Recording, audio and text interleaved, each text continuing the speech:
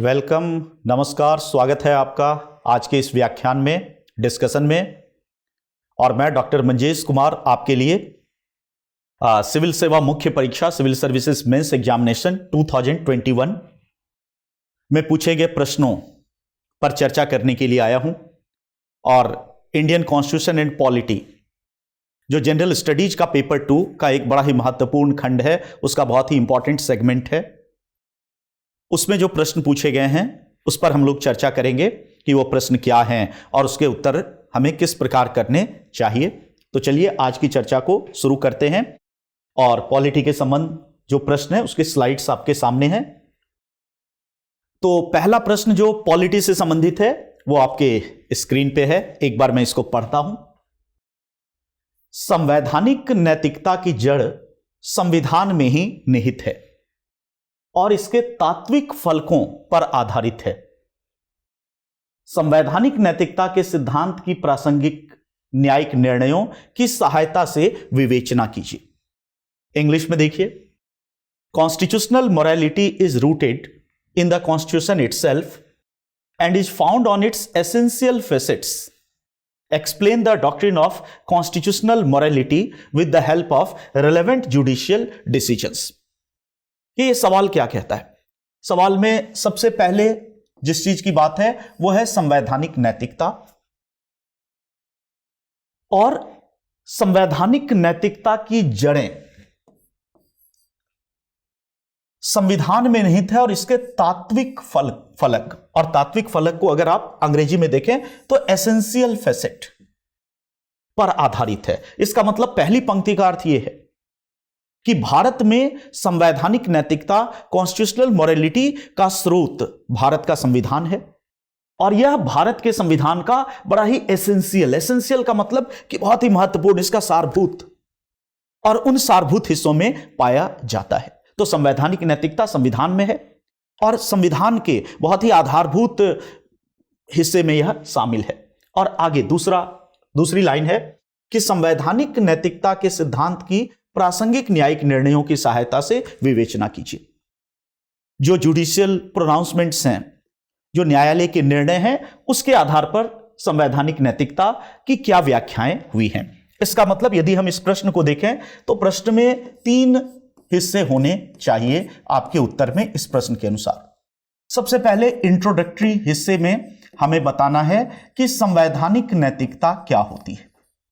What is constitutional morality, ये बहुत छोटा हिस्सा होगा, इंट्रोडक्टरी हिस्सा होगा।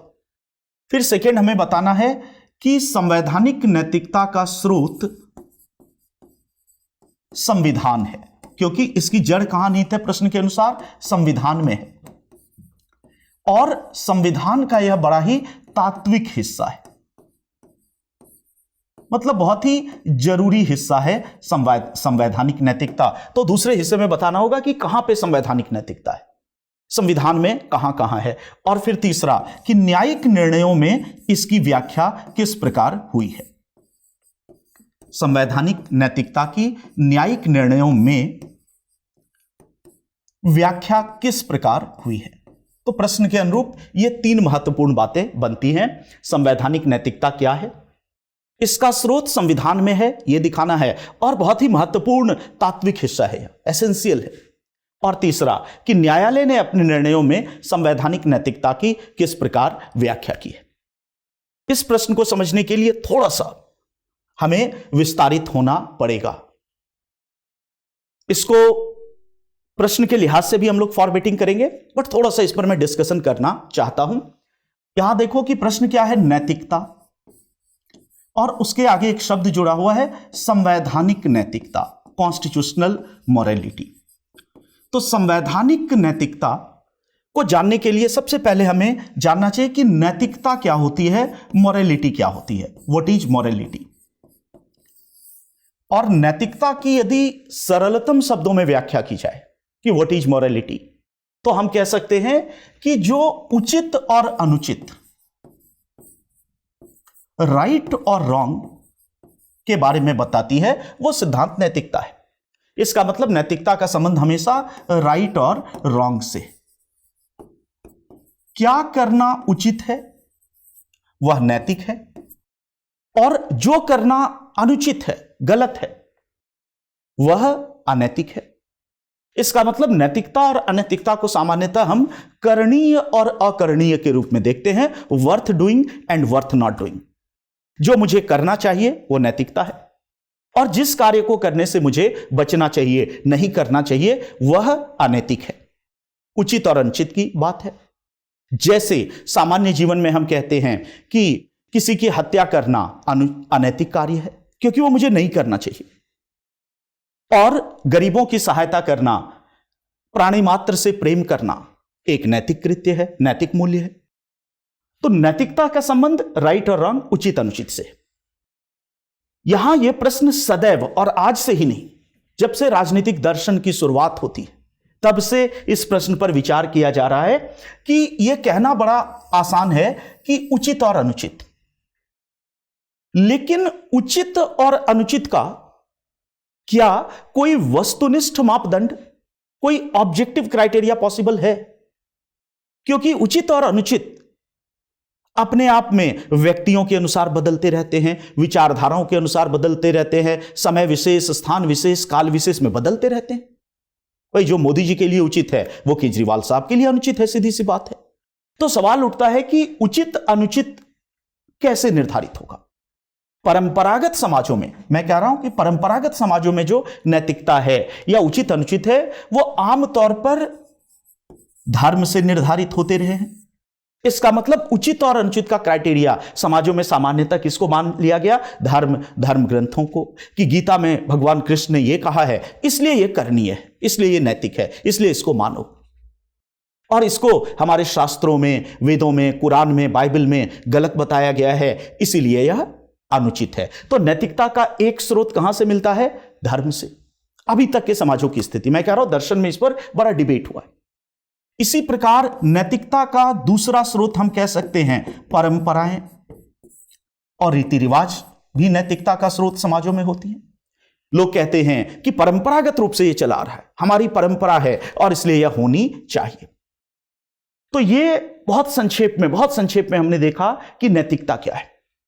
उचित अनुचित का जो निर्धारण करे वह नैतिकता है, और नैतिकता परंपरागत रूप में अनेक चीजों पर निर्धारित रहा है, जैसे धर्म और परंपरा आदि। लेकिन संवैधानिक नैतिकता का मतलब है कि नैतिकता का आधार संविधान होगा।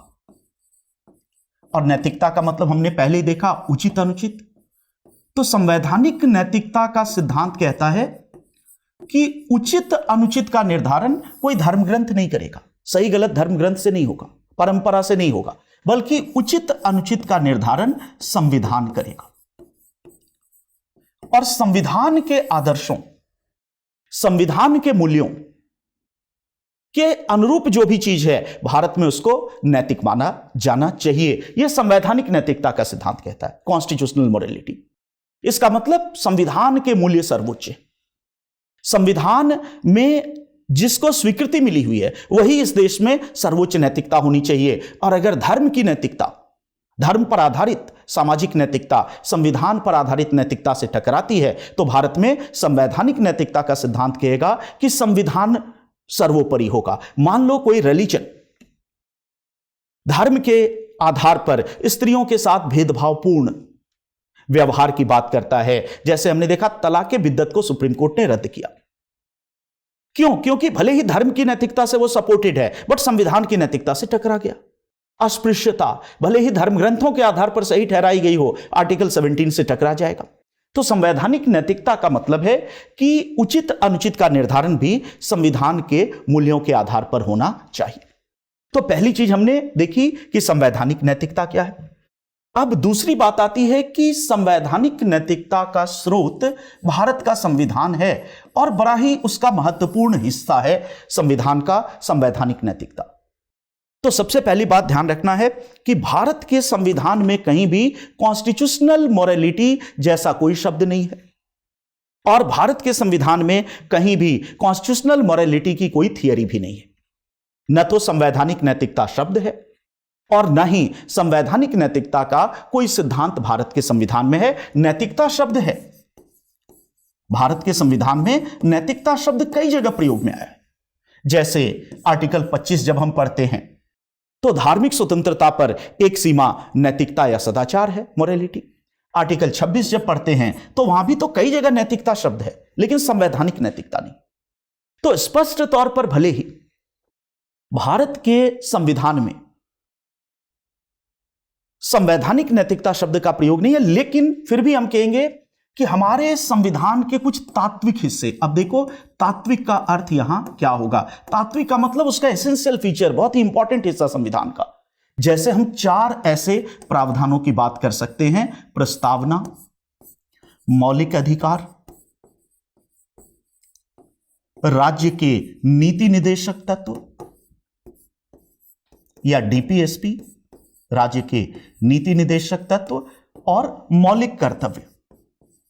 संविधान के ये 4 तात्विक हिस्से बड़े ही एसेंशियल फीचर्स हैं, और इन चारों को समग्र रूप से संविधान का दर्शन भी कहते हैं। यद्यपि दर्शन मुख्यतः प्रस्तावना में है, बट यह भी दर्शन का हिस्सा है। और इन प्रावधानों में बहुत सारे ऐसे मूल्य मिलते हैं जो भारत में संवैधानिक नैतिकता के मूल्य माने जाएंगे, जैसे स्वतंत्रता, समानता, न्याय, बंधुता, लोकतंत्र। याद करो प्रस्तावना, हम भारत के लोग भारत को एक संपूर्ण प्रभुत्व संपन्न समाजवादी पंथ निरपेक्ष लोकतंत्रात्मक गणराज्य बनाने के लिए तथा इसके समस्त नागरिकों के लिए न्याय, स्वतंत्रता, समानता, बंधुता, व्यक्ति की गरिमा, राष्ट्र की एकता, अखंडता, मतलब ये सब क्या है? संवैधानिक नैतिकता के मूल्य है। इसका मतलब संवैधानिक नैतिकता कहेगी कि जो समानता पर आधारित है वो सही है और जो समानता विरोधी है वह गलत है। इसी तरह मौलिक अधिकार में धार्मिक स्वतंत्रता, बहुलवाद आर्टिकल 29 में, राज्य के नीति निदेशक तत्व में आर्थिक न्याय, मौलिक, मतलब इन जगहों पर संवैधानिक नैतिकता पाई जाती है। तो जो दूसरा हिस्सा उत्तर का, उसमें इससे को रिलेट करना है कि यह सत्य है कि संवैधानिक नैतिकता शब्द संविधान में नहीं है, लेकिन संवैधानिक नैतिकता का सिद्धांत एक तात्विक हिस्सा है और बहुत सारे ऐसे नैतिक मूल्य हैं जो संविधान में पाए जाते हैं। तो ये सारे, अब आता है इसको करंट से भी उन्होंने कोरिलेट किया है कि न्यायालय के निर्णयों में संवैधानिक नैतिकता का सिद्धांत काफी या किस रूप में रहा है। तो हमें कहना है कि हाल के वर्षों में संवैधानिक नैतिकता न्यायालय के निर्णयों का एक प्रमुख आधार रहा है। जैसे कुछ केसेस को हम रेफर करेंगे। समलैंगिकता के संबंध में सर्वोच्च न्यायालय का निर्णय, समलैंगिकता पर सर्वोच्च न्यायालय का निर्णय, या जिसे हम कहते हैं आईपीसी, भारतीय दंड विधान की धारा 377 पर सर्वोच्च न्यायालय का निर्णय। आईपीसी, इंडियन पिनल कोड की धारा 377। अब देखो कि इंडियन पिनल कोड की धारा 377 क्या कहती है? यह कहती है कि अप्राकृतिक यौन संबंध एक दंडनीय अपराध होगा। अननेचुरल सेक्सुअल रिलेशन, अप्राकृतिक यौन संबंध एक दंडनीय अपराध होगा और इसमें 10 वर्ष से लेकर आजीवन कारावास तक की सजा, तो बहुत कठोर सजा है। और किससे संबंधित है? Unnatural sexual relation. फिर आगे ये आईपीसी की धारा 377 कहती है कि अननेचुरल सेक्स में क्या क्या आता है, और ये कहता है अननेचुरल सेक्स में सबसे पहला है पशु के साथ यौन संबंध बनाना। तो किसी पशु के साथ यौन संबंध बनाए तो अप्राकृतिक यौन संबंध माना जाएगा और 10 वर्ष कम से कम सजा होगी, अधिक से अधिक आजीवन कारावास होगी। इसी प्रकार दूसरा, नाबालिग के साथ, यदि नाबालिग के साथ यौन संबंध बनाए तो उसको भी अननेचुरल सेक्स माना जाएगा। और तीसरा इसका हिस्सा था समान लिंग के व्यक्ति के साथ, सेम सेक्स, स्त्री का स्त्री के साथ या पुरुष का पुरुष के साथ। और ये जो तीसरा हिस्सा है, इस तीसरे हिस्से को ही आम बोलचाल में हम क्या कहते हैं? समलैंगिकता, होमोसेक्सुअलिटी। होमोसेक्सुअलिटी को एक अपराध घोषित किया गया था धारा 377 के द्वारा। बहुत ही कठोर दंड था, 10 वर्ष से लेकर आजीवन कारावास तक। उसके बाद कई केसेस आए, नाज फाउंडेशन का केस, सतीश कौशल। लेकिन सबसे जिस केस का हमें रेफर करना है प्रश्न पत्र में, वो हमने आर्टिकल 21 पढ़ते हुए बहुत ही विस्तार से पढ़ा है। याद करो, जिस केस का हमें यहां पर रेफरेंस देना है वो है नवतेज सिंह जौहर केस। नवतेज सिंह जौहर केस। और नवतेज सिंह जौहर केस में सुप्रीम कोर्ट ने आईपीसी की धारा 377 का ये वाला हिस्सा, ये ध्यान रखना पूरा 377 रद्द नहीं हुआ है, 377 अभी भी है, बट ये वाला हिस्सा रद्द कर दिया। और जब जजों ने अपने निर्णय की बात की तो कहा कि परंपरा क्या कहती है उससे हमें मतलब नहीं है, धर्म क्या कहता है उससे हमें मतलब नहीं है, रीति रिवाज क्या चले आ रहे हैं उससे हमें मतलब नहीं है, हमें मतलब है संविधान क्या कहता है और संविधान के मूल्य क्या कहते हैं। और फिर निर्णय में किस चीज का जिक्र हुआ, कॉन्स्टिट्यूशनल मोरालिटी। तो उन्होंने कहा कि समान लिंग के व्यक्ति के साथ यौन संबंध बनाना यह परमिटेड होगा, यह अपराध नहीं होगा। और धर्म समाज परंपरा भले ही इसको गलत माने, लेकिन संविधान समानता की बात करती है। और होमोसेक्सुअल भी एक ऐसा व्यक्ति है जो एक विशेष प्रकार की शारीरिक संरचना रखता है, वो शैतानी नहीं कर रहा है, ऐसा कोर्ट ने माना। नए रिसर्च यही बताते हैं। तो कहा कि भाई जो समानता का मौलिक अधिकार है उसके विरुद्ध है यह धारा, भले ही वह परंपरा पर आधारित है। इसी प्रकार 21 के तहत जीवन का अधिकार प्रत्येक व्यक्ति को प्राप्त है और जीवन का अर्थ है गरिमापूर्ण जीवन जीना। तो कहा कि समलैंगिक को भी गरिमापूर्ण जीवन जीने का अधिकार है और उसमें सेक्सुअल रिलेशंस भी शामिल हैं। तो परंपरा क्या कहती है उसका कोई फर्क नहीं पड़ता। और जीवन के अधिकार के अंतर्गत याद करो कि पुट्टा स्वामी केस, अभी निजता के अधिकार पर प्री में भी सवाल आया था और यहां पर भी उसका रेफरेंस होगा कि निजता का अधिकार पुट्टा स्वामी केस में मौलिक अधिकार हुआ। और सेक्सुअल ओरिएंटेशन, व्यक्ति की यौन अभिमुखता, यह भी उसकी प्राइवेसी का हिस्सा माना गया पुट्टा स्वामी केस में।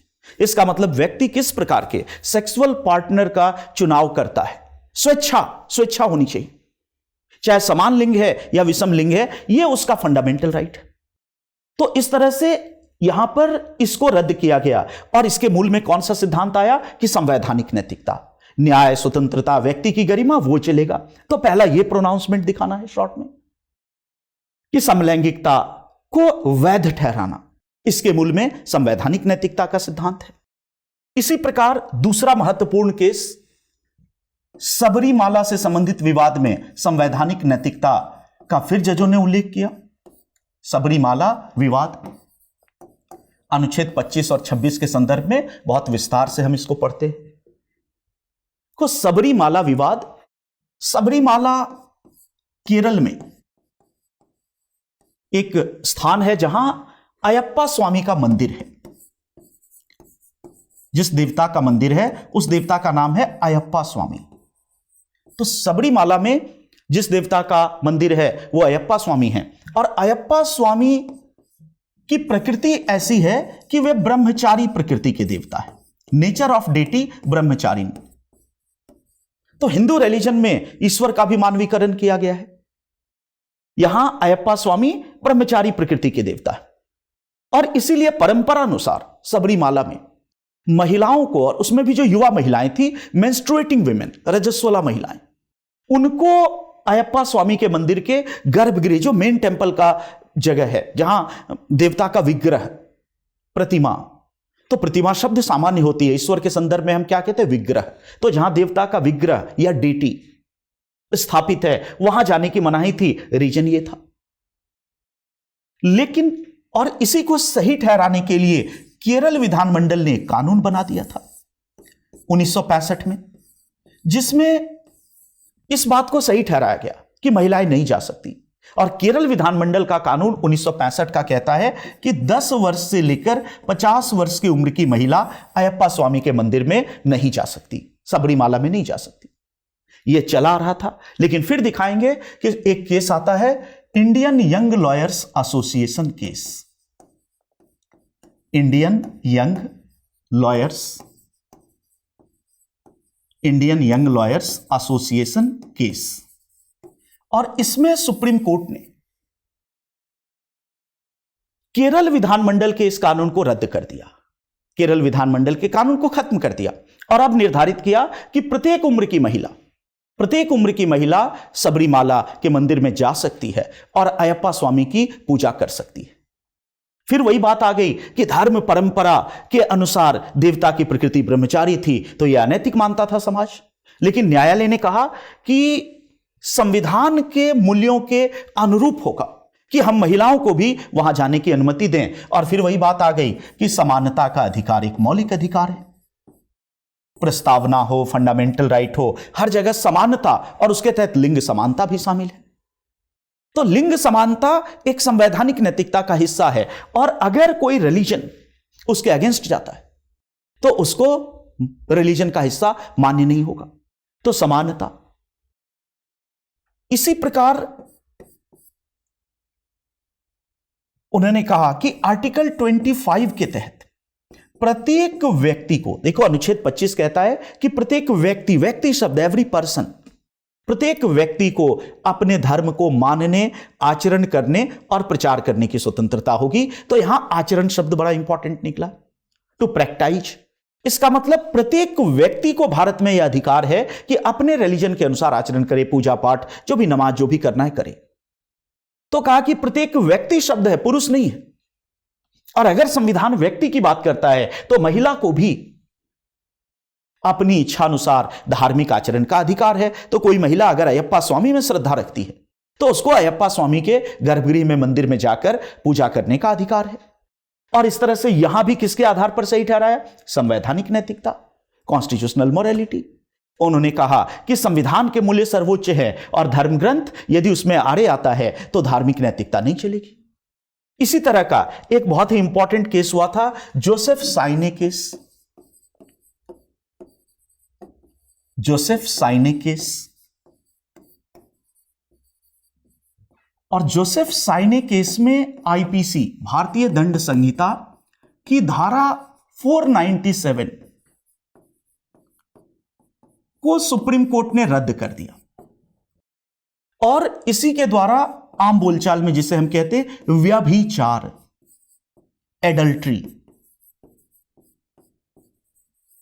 एडल्ट्री को डिक्रिमिनलाइज कर दिया, गैर आपराधिक कृत्य घोषित कर दिया।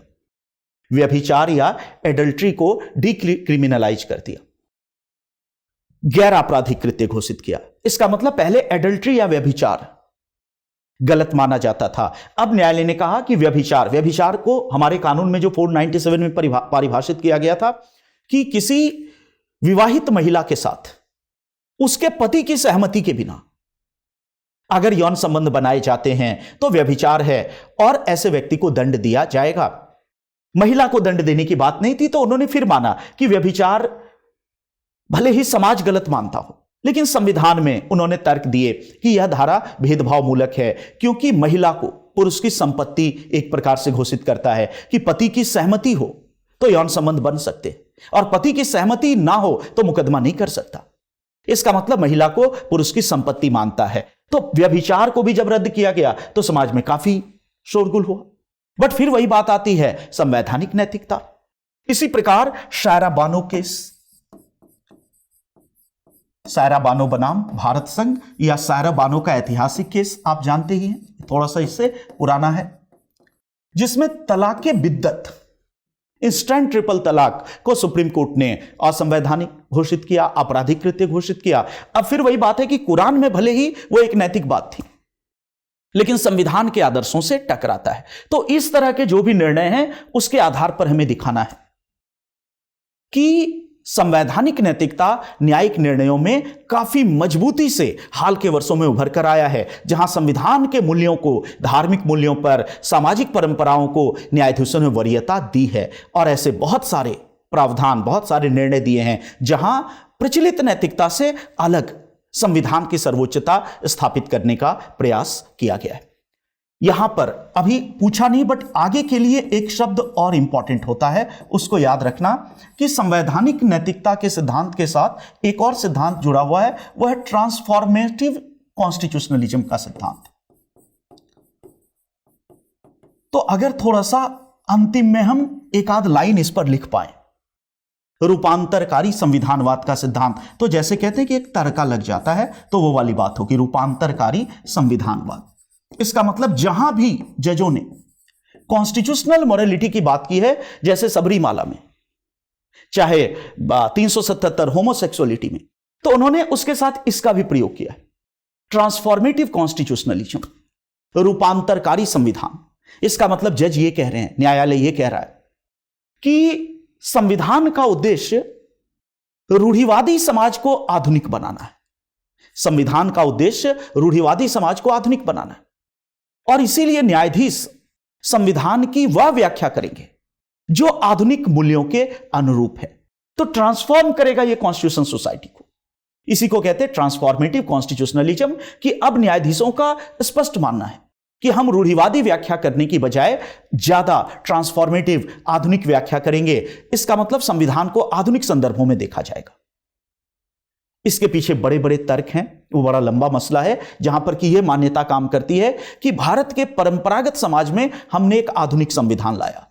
यह थीसिस आज से नहीं, संविधान लागू होने के समय से रजनी कोठारी और बड़े रुडोल्फ, इन्होंने इसको कहा है कि एक ट्रेडिशनल सोसाइटी थी हमारी, जहां तमाम तरह की कुरीतियां थी, इनइक्वालिटी थी, और उस ट्रेडिशनल सोसाइटी में हम वर्ल्ड का सबसे मॉडर्न कॉन्स्टिट्यूशन ले आए। यह भी सही है कि सबसे ट्रेडिशनल सोसाइटीज में से एक हमारी सोसाइटी थी, और संविधान निर्माता उसमें सबसे ज्यादा मॉडर्न कॉन्स्टिट्यूशन ले आए। तो एक और समाज अस्पृश्यता को मानता है, समाज जाति भेद को मानता है, और याद करो 49-50 का दौर, उस समय तो यह पूरा था।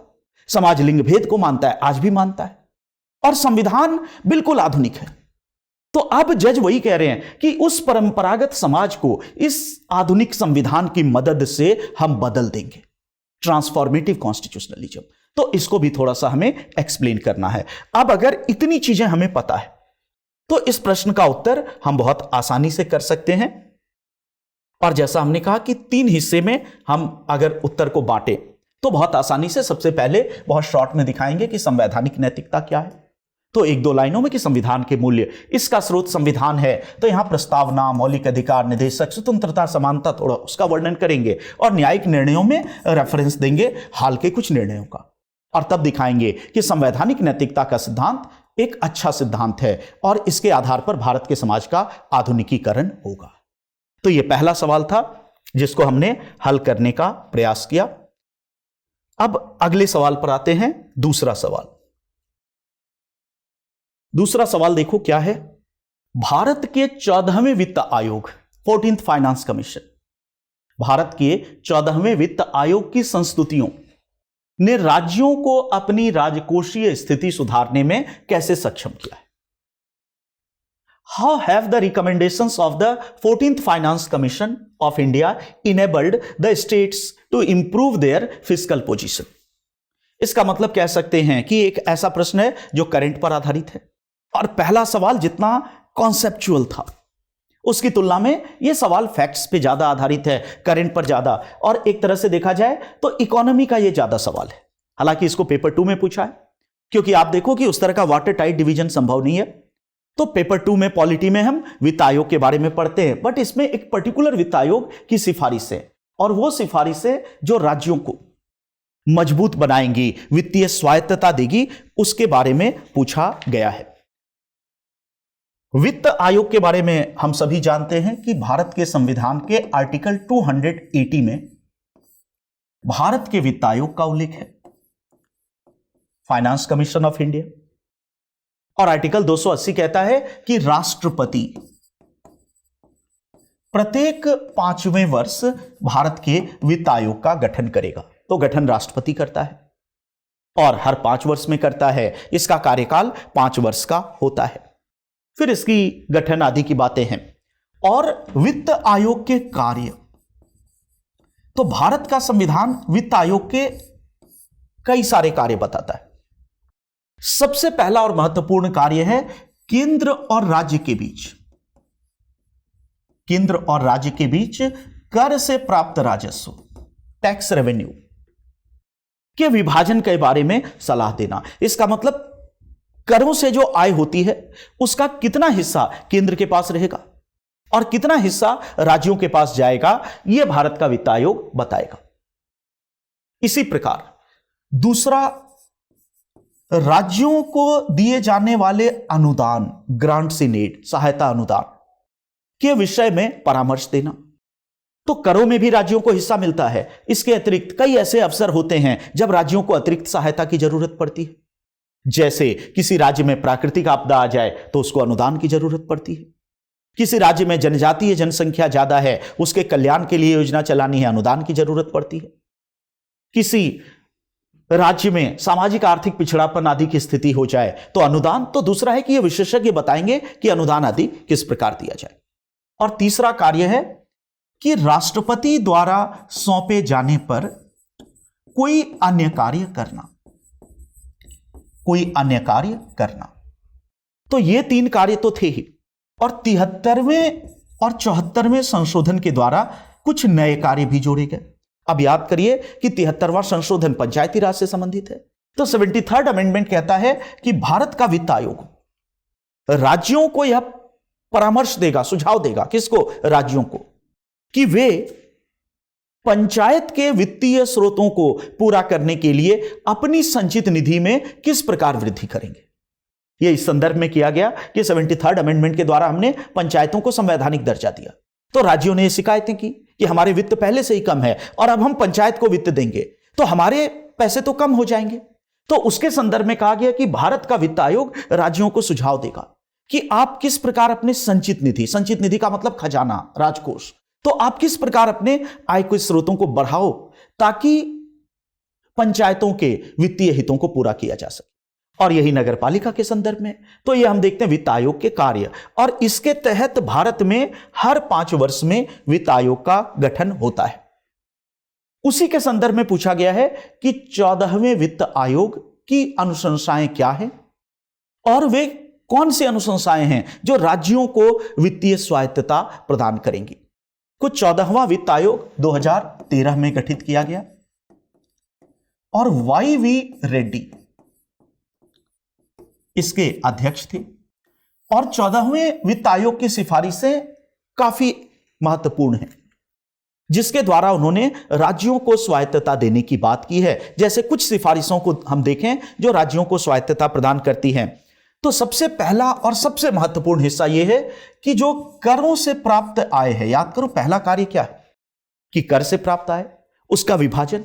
तो करों से प्राप्त आय का जो विभाजन है वो 32% से बढ़ाकर राज्यों को 42% दिया जाएगा। इसका मतलब राज्यों को 32% दिया जाता था, लेकिन 14वें वित्त आयोग का कहना है कि जो करों से प्राप्त राजस्व है उसका 42% हिस्सा राज्य को दिया जाए, 10% एक्स्ट्रा। इससे राज्य की वित्तीय स्वायत्तता कैसे आएगी?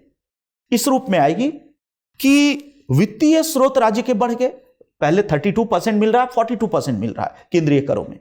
प्लस इसका महत्व यह है कि यह जो 10% बढ़ा है यह कर से प्राप्त राजस्व है, यह अनुदान नहीं है। जब अनुदान मिलता है तो उसके साथ शर्तें आरोपित होती कि आपको इस प्रकार चलना है, नीतियां ऐसी बनानी है, लेकिन यह अनुदान नहीं है, यह कर से प्राप्त राजस्व में हिस्सा है, अनुदान नहीं। इसका मतलब यह जो 10% होगा यह पूरी तरह राज्य की मर्जी पे, कोई शर्त इस पे अटैच्ड नहीं, तो राज्य को इससे वित्तीय स्वायत्तता प्राप्त होगी। इसी तरह दूसरा परामर्श जो राज्यों को वित्तीय स्वायत्तता देगा, तो इन्होंने कहा राज्य जो अनुदान राज्यों को केंद्र देता है, केंद्र द्वारा राज्यों को जो अनुदान दिया जाता है उसको शर्त रहित बनाया जाए। इसका मतलब राज्य को केंद्र अनुदान देता है, कई परिस्थितियों में वित्त आयोग का यह भी कार्य है कि वो सुझाव दे। तो अब यहां इसने क्या सुझाव दिया कि आप जब अनुदान देंगे तो उन अनुदानों के साथ शर्तें अटैच मत करो, पैसा दे दो, बाकी वो कैसे खर्च करता है ये राज्य खुद तय करेगा। आप उसके पीछे एक विजिलेंस बनकर उसके पीछे मत पड़ो, तो इससे भी वित्तीय स्वायत्तता आएगी। यह दूसरा महत्वपूर्ण सुझाव है। तीसरा इसमें सुझाव दिया गया कि 8 केंद्र प्रायोजित योजनाओं में केंद्रीय सहायता का हिस्सा डीलिंक किया जाए और राज्य अपने हिसाब से उन योजनाओं को चलाएंगे। अब देखिए अनुदान एक यहां भी देता है, बहुत सारी ऐसी योजनाएं होती हैं जो केंद्र के द्वारा प्रायोजित होती, तो उसमें केंद्र भी कुछ धनराशि देता है, कुछ राज्य पैसा मिलाता है और तब जाकर वो योजना चलती है, क्योंकि केंद्र भी उसमें धनराशि देता है। तो उसके कारण केंद्र की शर्तें राज्य पर लागू हो जाती हैं, राज्य उसको अपने तरीके से लागू नहीं कर पाते हैं, वित्तीय स्वायत्तता नहीं होती है। सुझाव क्या दिया गया है कि इसे केंद्रीय सहायता से डीलिंक कर दिया जाए, उससे अलग कर दिया जाए। इसी प्रकार एक सुझाव यह भी है कि राज्यों को अपने खर्च की प्रायोरिटी या प्राथमिकता तय करने का अधिकार होना चाहिए। तो राज्य के जो संसाधन हैं, आय हैं, वो कहां खर्च होंगे, ये राज्य को तय करने का अधिकार दिया जाए। और एक और 14वें वित्त आयोग की सिफारिश का पहलू है कि स्थानीय स्वशासन की संस्थाओं को भी अधिक धनराशि दी जाए, तो पंचायती राज आदि को ज्यादा से ज्यादा पैसा दिया जाए। तो इस तरह से हम कह सकते हैं ये जो दूसरा प्रश्न है हमारा, ये बिल्कुल डायरेक्ट प्रश्न है, एक फैक्चुअल प्रश्न है, करंट का प्रश्न है, जो पूछ रहा है कि 14वें वित्त आयोग की सिफारिशों ने किस प्रकार राज्यों को वित्तीय दृष्टि से या वित्तीय स्वायत्तता लाने का प्रयास किया है। तो मुख्यतः इसमें आपको इन्हीं सुझावों को लिखना है। तीसरे सवाल पे आते हैं। थर्ड जो पॉलिटी का हमारा सवाल है, तीसरे सवाल को देखते हैं। और तीसरा सवाल क्या है, ये देखो, आपकी दृष्टि में भारत में कार्यपालिका की जवाबदेही को निश्चित करने में संसद कहां तक समर्थ है। अंग्रेजी में मैं पढ़ता हूं, to what extent in your view the parliament is able to ensure accountability of the executive in India. बहुत ही शानदार सवाल है, कॉन्सेप्चुअल सवाल है। जैसे पहला सवाल कॉन्सेप्चुअल था, दूसरा सवाल करंट और फैक्ट का मिश्रण था, तीसरे सवाल में कॉन्सेप्ट्स भी है। क्योंकि सवाल देखो क्या कहता है कि आपकी दृष्टि में, मतलब हमें बताना है, कार्यपालिका की जवाबदेही मतलब अकाउंटेबिलिटी, कि कार्यपालिका तानाशाह ना हो जाए, जिम्मेदार हो, जवाबदेह हो, को निश्चित करने में संसद आज कहां तक सक्षम है। संसद क्या आज कार्यपालिका को नियंत्रित करने में सक्षम है? क्या उसकी जवाबदेही तय करने में आज हमारी संसद सक्षम है? यह प्रश्न है। आइए इसको जानते हैं कि किस प्रकार हम इसको हल करें। हम सभी जानते हैं कि सरकार के 3 अंग माने जाते हैं, विधायिका, कार्यपालिका और न्यायपालिका। सरकार के 3 अंग माने जाते हैं, विधायिका, कार्यपालिका और न्यायपालिका। विधायिका का मतलब है कानून बनाना, वह संस्था जो कानून बनाती है। और अलग अलग देशों में विधायिका के अलग अलग नाम होते हैं। जैसे अमेरिका में विधायिका का नाम कांग्रेस है, ब्रिटेन में, भारत में, फ्रांस में, जर्मनी में, इन सभी देशों में विधायिका का नाम संसद है। चीन में विधायिका का नाम पीपल्स कांग्रेस है, नेपाल में राष्ट्रीय पंचायत है, ईरान में मजलिस है। तो अलग अलग देशों में विधायिका के अलग अलग नाम हैं, भारत में इसको संसद कहते हैं, तो वही संसद की बात है। तो विधायिका। दूसरा है कार्यपालिका, जिसमें मंत्री परिषद और प्रशासनिक अधिकारी आते हैं। तो राजनीतिक कार्यपालिका के संदर्भ में यहां बात है कि मंत्री परिषद, और इसका काम है कानून को लागू करना। तो संसद कानून बनाएगी और कार्यपालिका लागू करेगी, और न्यायपालिका का काम है न्याय देना। तो यह तो मुख्य काम है कि संसद कानून बनाएगी, कार्यपालिका लागू करेगी और न्यायपालिका न्याय देने का कार्य करेगी। लेकिन कानून बनाने के अतिरिक्त संसद के कुछ अन्य कार्य भी माने जाते हैं। तो लॉ बनाना या लेजिस्लेशन, वो तो उसका सबसे इंपॉर्टेंट कार्य है जिसके लिए संसद बनी है। लेकिन संसद के अनेक कार्यों में एक प्रमुख कार्य है कार्यपालिका पर नियंत्रण करना। इसका मतलब कार्यपालिका तानाशाह ना हो जाए। यह संसद के कार्यों में एक प्रमुख कार्य है। विधि निर्माण के बाद अगर सबसे महत्वपूर्ण कोई कार्य है संसद का, तो वो यही है, कार्यपालिका या मंत्रिपरिषद को जवाबदेह बनाना, तानाशाह होने से रोकना। अब ये जो कार्यपालिका पर नियंत्रण करती है संसद, उसके 2 तरीके, या कह सकते हैं नियंत्रण के तरीके। तो एक है प्रशासनिक नियंत्रण, एडमिनिस्ट्रेटिव कंट्रोल, और दूसरा है वित्तीय नियंत्रण।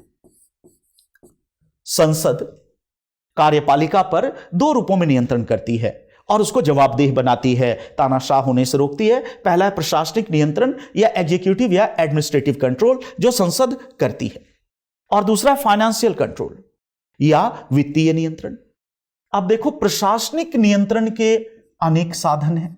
जब प्रशासनिक नियंत्रण संसद करती है तो क्या क्या उसके साधन हैं? तो हम कह सकते हैं कि सबसे पहला साधन है अविश्वास प्रस्ताव, वोट ऑफ नो कॉन्फिडेंस। तो भारत के संविधान के आर्टिकल 75 के क्लॉज 3 खंड 3 में लिखा है कि संघीय मंत्रिपरिषद लोकसभा के प्रति सामूहिक रूप से उत्तरदायी होगी। इसी से निकलता है अविश्वास का प्रस्ताव कि मंत्रिपरिषद लोकसभा के प्रति उत्तरदायी है। लोकसभा क्या है? संसद का एक हिस्सा। और इसमें यह निहित है कि लोकसभा यदि चाहे तो साधारण बहुमत से अविश्वास प्रस्ताव पारित करके मंत्रिपरिषद को और प्रधानमंत्री को पद से हटा सकती है। तो जवाबदेह बनाने का एक तरीका है कि अगर मोदी जी आप शैतानी करोगे तो आपकी मंत्रिपरिषद को लोकसभा बर्खास्त कर सकती है। जवाबदेही सुनिश्चित करने का प्रशासनिक नियंत्रण का पहला साधन क्या है? अविश्वास प्रस्ताव। दूसरे साधन में हम कह सकते हैं अन्य प्रस्ताव। अन्य प्रस्ताव में काम रोको प्रस्ताव, निंदा प्रस्ताव, ध्यानाकर्षण प्रस्ताव। बहुत विस्तार से हमने इन सारे प्रस्तावों को पढ़ा है। समापन का प्रस्ताव, गिलोटिन, कितनी चीजें आती हैं। तो अन्य प्रस्ताव, इसका मतलब कि काम रोको प्रस्ताव जनहित के किसी तात्कालिक महत्व के विषय पर चर्चा करने के लिए सदन के पूर्व निर्धारित काम को रोक देगा। चर्चा होगी तो जनता में विवाद का विषय होगा, जनता तक वह विषय जाएगा और सरकार पर दबाव पड़ेगा मंत्रिपरिषद पर। निंदा प्रस्ताव, इसका मतलब है किसी मंत्री या संपूर्ण मंत्रिपरिषद की निंदा करना, इससे भी वो तानाशाह होने से रोकते हैं। ध्यानाकर्षण, किसी समस्या का ध्यान सदन में आकर्षित करना और सदन के माध्यम से देश में उस पर ध्यान आकर्षित करना, चर्चा करना। तो पहला क्या है प्रशासनिक नियंत्रण का तरीका? अविश्वास प्रस्ताव। दूसरा है अन्य प्रस्ताव, काम रोको, निंदा आदि। तीसरा प्रशासनिक नियंत्रण का साधन है प्रश्न पूछकर।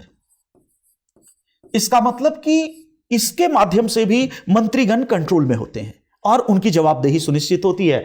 और हम सभी जानते हैं कि प्रश्न 3 प्रकार के होते हैं: तारांकित प्रश्न, स्टार्ड क्वेश्चंस, अतारांकित प्रश्न, अनस्टार्ड क्वेश्चंस, और अल्प सूचना के प्रश्न, शॉर्ट नोटिस क्वेश्चन। इसके अलावा प्राइवेट मेंबर्स क्वेश्चन भी होते हैं, बट मुख्य 3 प्रकार है: तारांकित, अतारांकित। अब विस्तार से इन चीजों को हमने अपनी जगह पे पढ़ा है। तो यह भी एक तरीका है कि मंत्रियों से प्रश्न पूछे जाते हैं, प्रश्न का जवाब देता है मंत्री, तो उससे पता चलता है कि उसका काम ठीक चल रहा है कि नहीं। मान लो रेल मंत्री से पूछा जाए कि कितनी पटरियां बिछाई गई, और जवाब में अगर वो बताता है कि केवल 5 किलोमीटर, तो पूरे देश में उसकी आलोचना होगी। तो इससे भी काम की ओर वो प्रेरित होंगे। और इसके अलावा प्रशासनिक नियंत्रण का चौथा साधन है चर्चाएं। सदन में किसी भी विषय पर, पेगासस कांड पे चर्चा होगी, तो चर्चा सदन में होने का मतलब है, संसद में होने का मतलब है कि प्रेस, मीडिया, हर जगह वो चीज सुर्खियों में रहेगी, जनता का ध्यान आकर्षित होगा, सरकार कंट्रोल में रहेगी। तो पहला हम देखते हैं कि कार्यपालिका पर जो संसद नियंत्रण करती है, उसका पहला रूप है प्रशासनिक नियंत्रण, जिसके साधन है अविश्वास प्रस्ताव, अन्य प्रस्ताव में काम रोको, निंदा, ध्यानाकर्षण और प्रश्न, तारांकित, अतारांकित, अल्प सूचना की और चर्चाएं। इसके अलावा वित्तीय नियंत्रण भी करती है। फाइनेंस के फील्ड में इसके साधन क्या क्या है?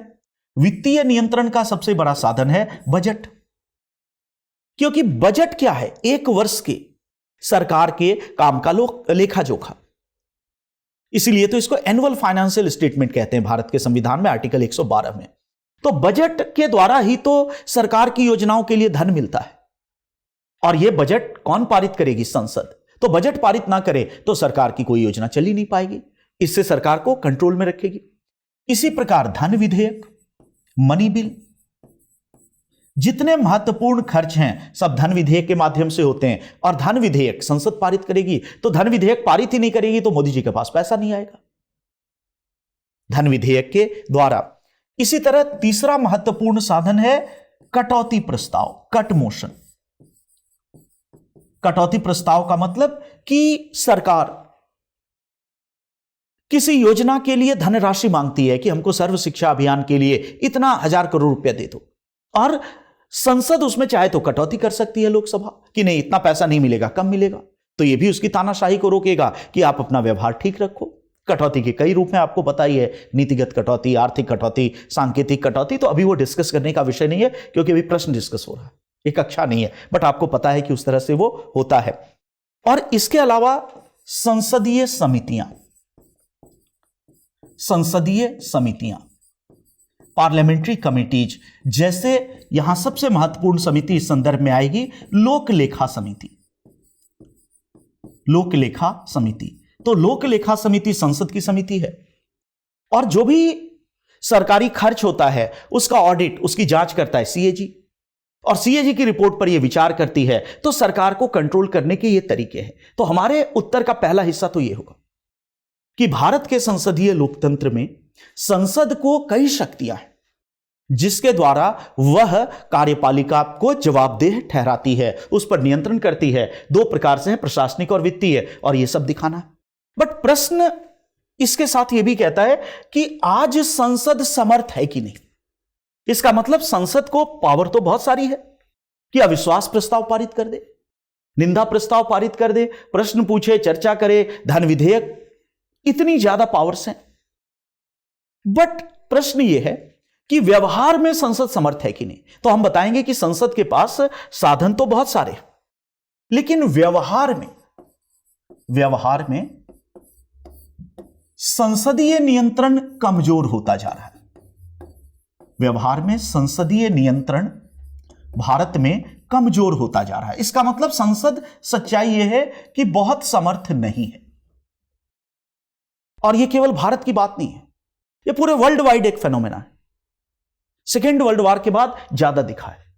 संसदीय नियंत्रण कमजोर क्यों भारत के संदर्भ में? क्योंकि देखो प्रश्न भारत पे है।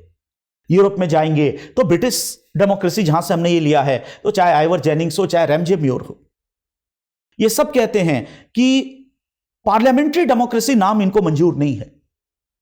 कोई इसको कैबिनेट सिस्टम कहता है, मंत्रिमंडलीय लोकतंत्र। इसका मतलब कहता है कि पार्लियामेंट इसके केंद्र में नहीं, कैबिनेट इसके केंद्र में।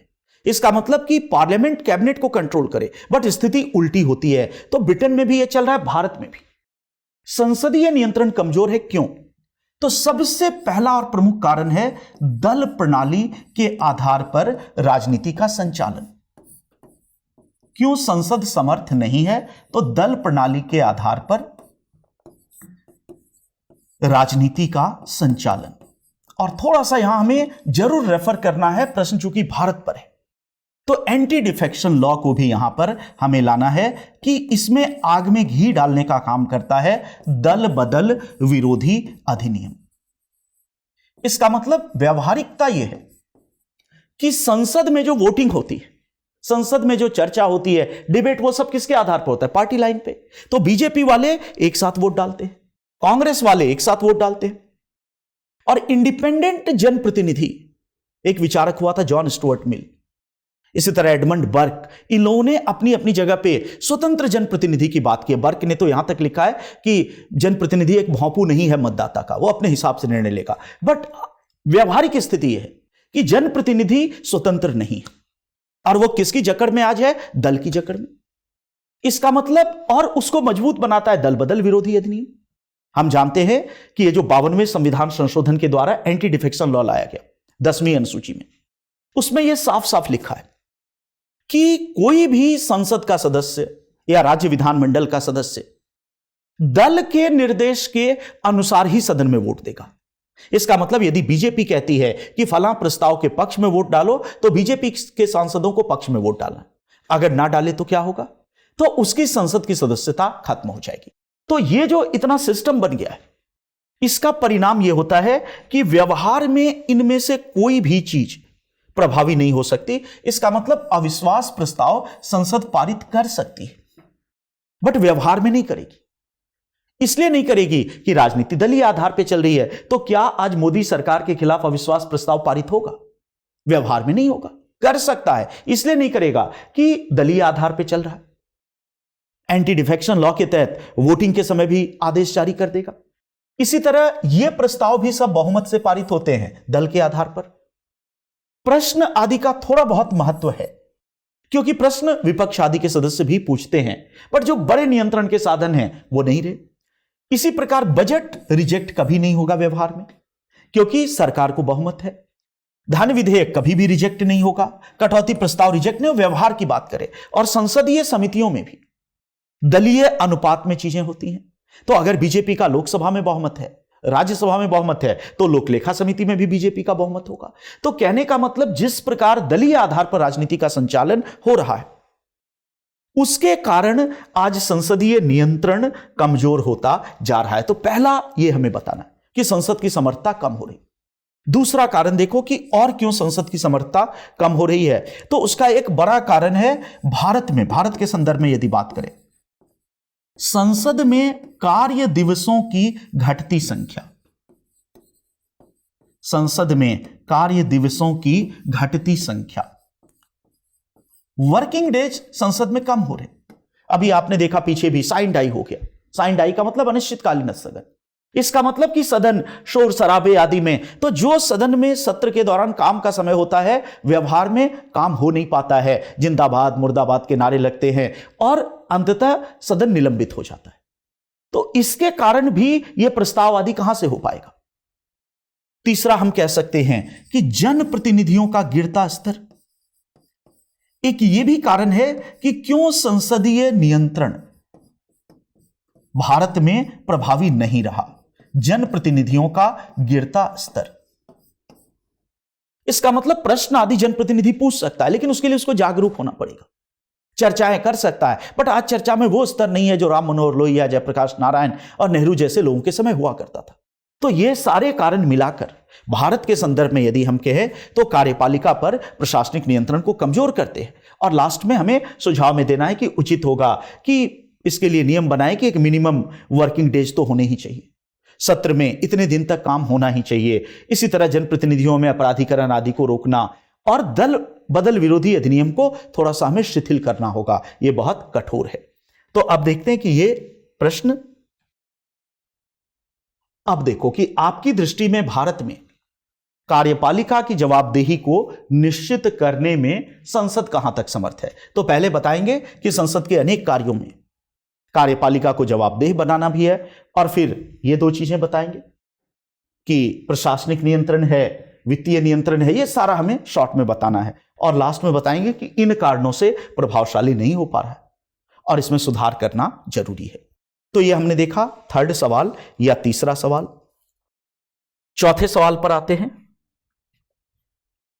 चौथा सवाल मानव अधिकार आयोग पर है, ह्यूमन राइट्स कमीशन। यद्यपि मानवाधिकार आयोगों ने भारत में मानव अधिकारों के संरक्षण में काफी हद तक योगदान दिया है, फिर भी वे ताकतवर और प्रभावशालियों के विरुद्ध अधिकार जताने में असफल रहे। इनकी संरचनात्मक और व्यावहारिक सीमाओं का विश्लेषण कीजिए, करते हुए सुधारात्मक उपाय मतलब सुझाव दीजिए। अंग्रेजी में देखो, दो the human rights commissions have continued immensely to the protection of human rights in India, yet they have failed to assert themselves against the mighty and powerful. Analyze their structural and practical limitations, suggest remedial measures. इसका मतलब प्रश्न यह कह रहा है कि मानव अधिकार आयोग ने आम लोगों के खिलाफ ठीक काम किया है, लेकिन जब प्रभावशाली आ जाते हैं, वर्ड क्या है, माइटी, पावरफुल, जब बड़े लोग आ जाते हैं, शक्तिशाली, प्रभावशाली, तो उनके खिलाफ यह काम नहीं कर पाता है। इसका मतलब छोटी मछली को तो पकड़ लेता है, बड़ी मछलियों के सामने खड़े होने की मानव अधिकार आयोगों की हिम्मत नहीं है। यह सच्चाई है। और पूछ रहा है कि ऐसा है तो इसके पीछे संरचनात्मक कमी क्या है। इंग्लिश वर्ड क्या है, स्ट्रक्चरल। संरचनात्मक का मतलब कि इनकी संरचना में, कानून में क्या कमियां हैं जिसके कारण यह ताकतवर को कंट्रोल नहीं कर पाता है। और व्यावहारिक का मतलब प्रैक्टिकली क्या क्या प्रॉब्लम है। तो संरचनात्मक का मतलब कानून, संविधान में कहां प्रॉब्लम है, और व्यावहारिक का मतलब व्यवहार में। और उसके बाद कहता है कि आप कैसे इसको सुधार करने के कुछ सुझाव दीजिए। तो एक अलग किस्म का बहुत ही बढ़िया सवाल है। अब देखो, इस प्रश्न को हम लोग हल करने का प्रयास करते हैं कि क्या क्या चीजें इस प्रश्न में होनी चाहिए। हम जानते हैं कि मानव अधिकार आयोग NHRC, तो इसका शॉर्ट फॉर्म है NHRC, national human rights commission, और इसकी स्थापना 1993 में हुई थी संसद के एक कानून के द्वारा। और इसलिए कैसी संस्था है? संवैधानिक संस्था नहीं है, सांविधिक संस्था है, स्टैट्यूटरी बॉडी है। जो स्टैट्यूट से बने, संसद के कानून से बने, वो सांविधिक संस्था है। तो 1993 में मानव अधिकार संरक्षण अधिनियम पारित किया गया और उसके द्वारा राष्ट्रीय मानव अधिकार आयोग की स्थापना की गई।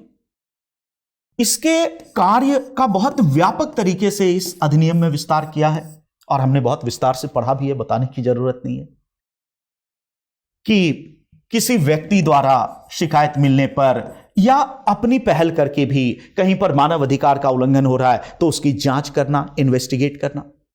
कोई लोक सेवक यदि मानव अधिकारों की रोकथाम में लापरवाही बरतता है तो उसकी जांच करना, मानव अधिकार से संबंधित जागरूकता समाज में फैलाना, मानव अधिकार से संबंधित रिसर्च करना, शोध करना, इसी प्रकार कानूनों का अध्ययन करना और यह सुझाव देना कि कैसे उसको बेहतर बनाएं जिससे कि मानव अधिकार की रक्षा हो। तो बहुत सारे कार्य हैं।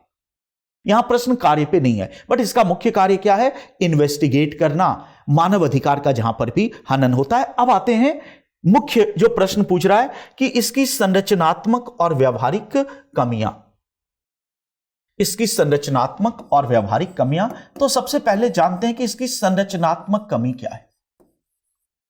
ह्यूमन राइट्स कमीशन में क्या स्ट्रक्चरल कमी, इसका मतलब इस कानून में, इस आयोग की संरचना में क्या कमी। संरचनात्मक कमियों को देखते हैं तो सबसे पहले हम कह सकते हैं कि सबसे बड़ी कमी, और जिसने इस आयोग को जो एग्जैक्ट क्वेश्चन पूछा है बहुत ही बढ़िया, कि माइटी और पावरफुल के खिलाफ हमारा मानव अधिकार आयोग भीगी बिल्ली क्यों बन जाता है, उसका कुछ नहीं कर पाता है। तो देखो, उसका कारण यहां से निकलेगा कि इसके लॉ में ही, इसकी संरचना में ही कमी है।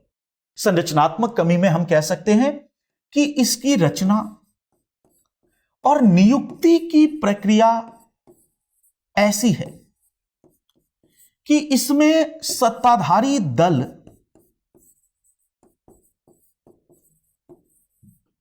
का बोलबाला है। अभी देखेंगे कैसे, बट अगर सबसे बड़ी कमी देखें तो इसकी रचना और नियुक्ति इस प्रकार की, और यह मानव अधिकार आयोग नहीं, चाहे महिला आयोग, वो सबके साथ यही है कि रचना और नियुक्ति का तरीका ऐसा है कि जो भी दल सत्ताधारी दल है उसका इसमें बोलबाला रहेगा, उसके लोग जाएंगे। और इसीलिए व्यवहार में यह देखा गया है कि जिसको हम कहते हैं कि रिटायरमेंट या पोस्ट रिटायरमेंट बेनिफिट, तो जजों के लिए एक पोस्ट रिटायरमेंट बेनिफिट का तरीका बन गया है। ऐसे जजों के लिए जिनको सरकार उपकृत करना चाहती है, ऑब्लाइज करना चाहती है, और ऐसे अफसरों के लिए, नौकरशाहों के लिए जिनको सरकार उपकृत करना चाहती है, उनके लिए पोस्ट रिटायरमेंट बेनिफिट का एक हिस्सा बन गया। कैसे? इतनी बड़ी बात मैं किस आधार पर कह रहा हूं, थोड़ा सा इसके लिए फैक्ट पर आइए। को मानव अधिकार आयोग की रचना को समझते हैं कि मानव अधिकार आयोग में कौन कौन होता है। तो मानव अधिकार की रचना की बात करें और 2019 में अमेंड किया गया है, तो अमेंडमेंट के बाद की मैं बात कर रहा हूं। तो अगर आपके पास पुरानी किताबें होगी तो मेरी रचना उससे मेल नहीं खाएगी, क्योंकि 2019 में लॉ को अमेंड करके इसके कंपोजिशन को भी बदला गया। तो मैं लेटेस्ट अपडेटेड बता रहा हूं कि इसमें एक अध्यक्ष होता है, एक अध्यक्ष होता है। इसके अलावा इसमें 5 पूर्णकालिक सदस्य होते हैं, फुल टाइम मेंबर होते हैं। पहले 4 होते थे, अब 5 होते हैं। और इसके अलावा इसमें 7 पदेन सदस्य होते हैं। पदेन का मतलब एक्स ऑफिसियो मेंबर्स होते हैं। ये इसकी रचना है। इसका जो अध्यक्ष होता है वो होता है सुप्रीम कोर्ट का रिटायर्ड चीफ जस्टिस या जज। पहले केवल चीफ जस्टिस था, बट 2019 में जज को भी। तो एक तरह से अब सरकार द्वारा उपकृत करने का पैमाना बढ़ा दिया गया है कि कोई जज भी अगर सरकार के लिए बढ़िया काम करे तो यहां उसको लाया जा सकता है। तो अध्यक्ष इसका कौन होगा? सुप्रीम कोर्ट का रिटायर्ड मुख्य न्यायाधीश या फिर सुप्रीम कोर्ट का कोई रिटायर्ड जज। अब आते हैं जो 5 पूर्णकालिक सदस्य हैं वो कौन कौन होंगे। तो इसमें एक होगा सुप्रीम कोर्ट का वर्तमान या रिटायर्ड जज। 5 सदस्यों में पहला कौन होगा? सुप्रीम कोर्ट का वर्तमान या रिटायर्ड जज। दूसरा कौन होगा? हाई कोर्ट का वर्तमान या retired chief justice. Supreme court का वर्तमान या रिटायर्ड जज और हाई कोर्ट का वर्तमान या रिटायर्ड चीफ जस्टिस। और बाकी जो 3 सदस्य होंगे 5 में से, वे होंगे मानवाधिकार, ह्यूमन राइट्स, मानवाधिकार का ज्ञान और अनुभव रखने वाले 3 व्यक्ति। तो इस तरह हम देखते हैं कि अध्यक्ष सुप्रीम कोर्ट का रिटायर्ड चीफ जस्टिस या फिर जज, 5 फुल टाइम मेंबर। और कौन कौन है? सुप्रीम कोर्ट के वर्तमान या रिटायर्ड जज पहला मेंबर, हाई कोर्ट का वर्तमान या रिटायर्ड चीफ जस्टिस दूसरा मेंबर, और 3 सदस्य ऐसे होंगे जो मानवाधिकार संबंधी ज्ञान और अनुभव रखते हैं। अब देखो ये जो 7 पदेन सदस्य हैं तो अलग अलग आयोग के अध्यक्ष हैं। National commission for scheduled caste, मतलब राष्ट्रीय अनुसूचित जाति आयोग का अध्यक्ष मानवाधिकार आयोग का पदेन सदस्य होता है, तो national commission for scheduled caste. इसी तरह दूसरा national commission for scheduled tribe, राष्ट्रीय अनुसूचित जनजाति आयोग का अध्यक्ष इसका पदेन अध्यक्ष होता है। तीसरा है national commission for backward classes का अध्यक्ष, राष्ट्रीय पिछड़ा वर्ग आयोग का अध्यक्ष। अभी 102वें संविधान संशोधन के द्वारा इसको भी संवैधानिक दर्जा मिल गया, और 105th अमेंडमेंट जो अभी हुआ था पिछले सत्र में वो इसी से रिलेटेड था, तो एनसीबीसी का अध्यक्ष। इसी तरह राष्ट्रीय महिला आयोग, नेशनल कमीशन ऑफ वीमेन का अध्यक्ष। इसी तरह 5वां नेशनल कमीशन फॉर माइनॉरिटीज, अल्पसंख्यक आयोग का अध्यक्ष। बाल अधिकार संरक्षण आयोग का अध्यक्ष, बाल अधिकार संरक्षण आयोग का अध्यक्ष। और 7वां है दिव्यांगजनों के लिए आयुक्त, यह भी एक पद है, दिव्यांगजनों के लिए आयुक्त या commissioner for differently abled persons. तो अब देखो ये क्या है? कंपोजिशन है। कंपोजिशन में अध्यक्ष जज हैं, 5 फुल टाइम हैं और 7 पदेन है। पदेन का मतलब कि वो तो सरकार के हाथ में नहीं है जो भी उस पद पे, बट सरकार के हाथ में ये है, इनकी नियुक्ति होती है, वो तो पदेन है, बट ये जो मेजर हिस्सा है इसकी नियुक्ति होती है। अब देखो कि नियुक्ति कैसे होती है, तब देखेंगे कि रचना और नियुक्ति बनके कितना बड़ा अंधेरगर्दी पैदा करता है और क्यों माइटी के खिलाफ वो खड़ा नहीं हो पाएगा। तो अब ये जो नियुक्ति है, किसकी नियुक्ति? अध्यक्ष की, और जो पूर्णकालिक सदस्यों की है ये एक समिति के द्वारा की जाती है, और ये समिति 6 सदस्यीय होती है। मानवाधिकार आयोग के अध्यक्ष और सदस्यों की नियुक्ति एक 6 सदस्यीय समिति के द्वारा होती है, 6 मेंबर कमेटी के द्वारा। और इसमें कौन कौन होगा? एक अध्यक्ष होगा और इसमें 5 सदस्य होंगे, एक अध्यक्ष और 5 सदस्य। इसका अध्यक्ष कौन है? भारत का प्रधानमंत्री। तो अगर अभी किसी को नियुक्त करना हो तो मोदी जी अध्यक्ष होंगे। अब आते हैं कि 5 सदस्य कौन कौन है। तो इसका पहला सदस्य है भारत का गृह मंत्री, इसका मतलब अध्यक्ष मोदी जी हुए, अमित शाह इसके मेंबर हुए। और इसका सदस्य कौन है? लोकसभा का अध्यक्ष, तो इसके एक मेंबर कौन हुए? ओम बिरला। इसका तीसरा सदस्य हुआ राज्यसभा का उपसभापति, तो मैं समझता हूं हरकिशोर सिंह, राज्यसभा के उपसभापति। इसका चौथा सदस्य हुआ लोकसभा में विपक्ष का नेता, और अगर विपक्ष का नेता नहीं है तो सबसे बड़े विपक्षी दल का नेता। ये सब टेक्निकल टर्म्स है जो हम पढ़ते हैं, यहां टाइम नहीं है कि उसको एक्सप्लेन किया जाए, बट लोकसभा में विपक्ष का नेता और विपक्ष का नेता उपलब्ध नहीं है तो सबसे बड़े विपक्षी दल का नेता, दोनों में डिफरेंस होता है। लीडर ऑफ अपोजिशन और लीडर ऑफ अपोजिशन पार्टी दोनों में डिफरेंस है। और इसी प्रकार राज्यसभा में विपक्ष का नेता। अब ये दो चीज को जब हम कोरिलेट करेंगे तब असली बात समझ में आएगी कि संरचनात्मक कमी कितनी बड़ी है। अब सबसे पहले इधर आ जाओ, कि इनकी नियुक्तियां की जा रही है, तो इसका मतलब कि बहुत सारे रिटायर्ड चीफ जस्टिस हैं, और अब तो आपने 2019 में जज को भी उस दायरे में ले आया, तो कितने सारे रिटायर्ड चीफ जस्टिस और जज हैं? कहीं नहीं लिखा है कि वो मानवाधिकार के ज्ञाता है, नहीं कोई भी हो सकता है। स्कोप बनता है कि नहीं कि सरकार से जिसका थोड़ा बहुत अच्छा ट्यूनिंग रहेगा। अभी आपने देखा जस्टिस कौन थे, जस्टिस मिश्रा, AK मिश्रा, तो उनको मानव अधिकार आयोग का अध्यक्ष कई इस तरह के विवादित नियुक्तियों के आरोप लगते हैं।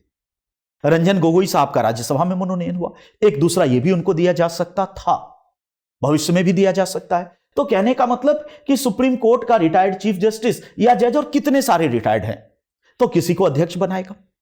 इसके अलावा सुप्रीम कोर्ट के वर्तमान भी है, तो किसी वर्तमान को भी ऑब्लाइज कर सकता है, या रिटायर्ड जज, और इस तरह हाई कोर्ट। और 3 सदस्य के बारे में भी एक गोलमोल बातें हैं कि मानवाधिकार का ज्ञान या अनुभव, इसका कोई क्राइटेरिया तो है नहीं ज्ञान या अनुभव, इसका मतलब कोई ठोस क्वालिफिकेशंस नहीं है। आपने केवल बता दिया कि जज होंगे और मानव अधिकार का ज्ञान रखने वाले व्यक्ति होंगे, और नियुक्त कौन करेगा? देखो, अध्यक्ष। तो अगर दलीय आधार पर देखा जाए तो PM सत्ताधारी दल से होगा, वर्तमान की बात करें तो ये भाजपा हुए। गृह मंत्री ये सत्ताधारी दल से होगा, तो वर्तमान की बात करें तो ये भाजपा होगी, मनमोहन सिंह के समय कांग्रेस हुआ करता था। लोकसभा का अध्यक्ष ये भी हम जानते हैं सत्ताधारी दल, ओम बिरला, ये भी भाजपा हुआ। राज्यसभा का उपसभापति ये भी बहुमत से होता है, ये भी भाजपा हुए, हरिकिशोर सिंह। एक लोकसभा में विपक्ष का नेता ये विपक्ष से हुआ, ये साहब केवल विपक्ष में से हुए, लोकसभा में विपक्ष का नेता, और एक ये विपक्ष से हुआ। तो कहने का मतलब कि टोटल 6 में से, टोटल 6 है ना, तो 6 में से 4 तो सत्ताधारी दल के हो गए, मेजॉरिटी इनके पास आ गई।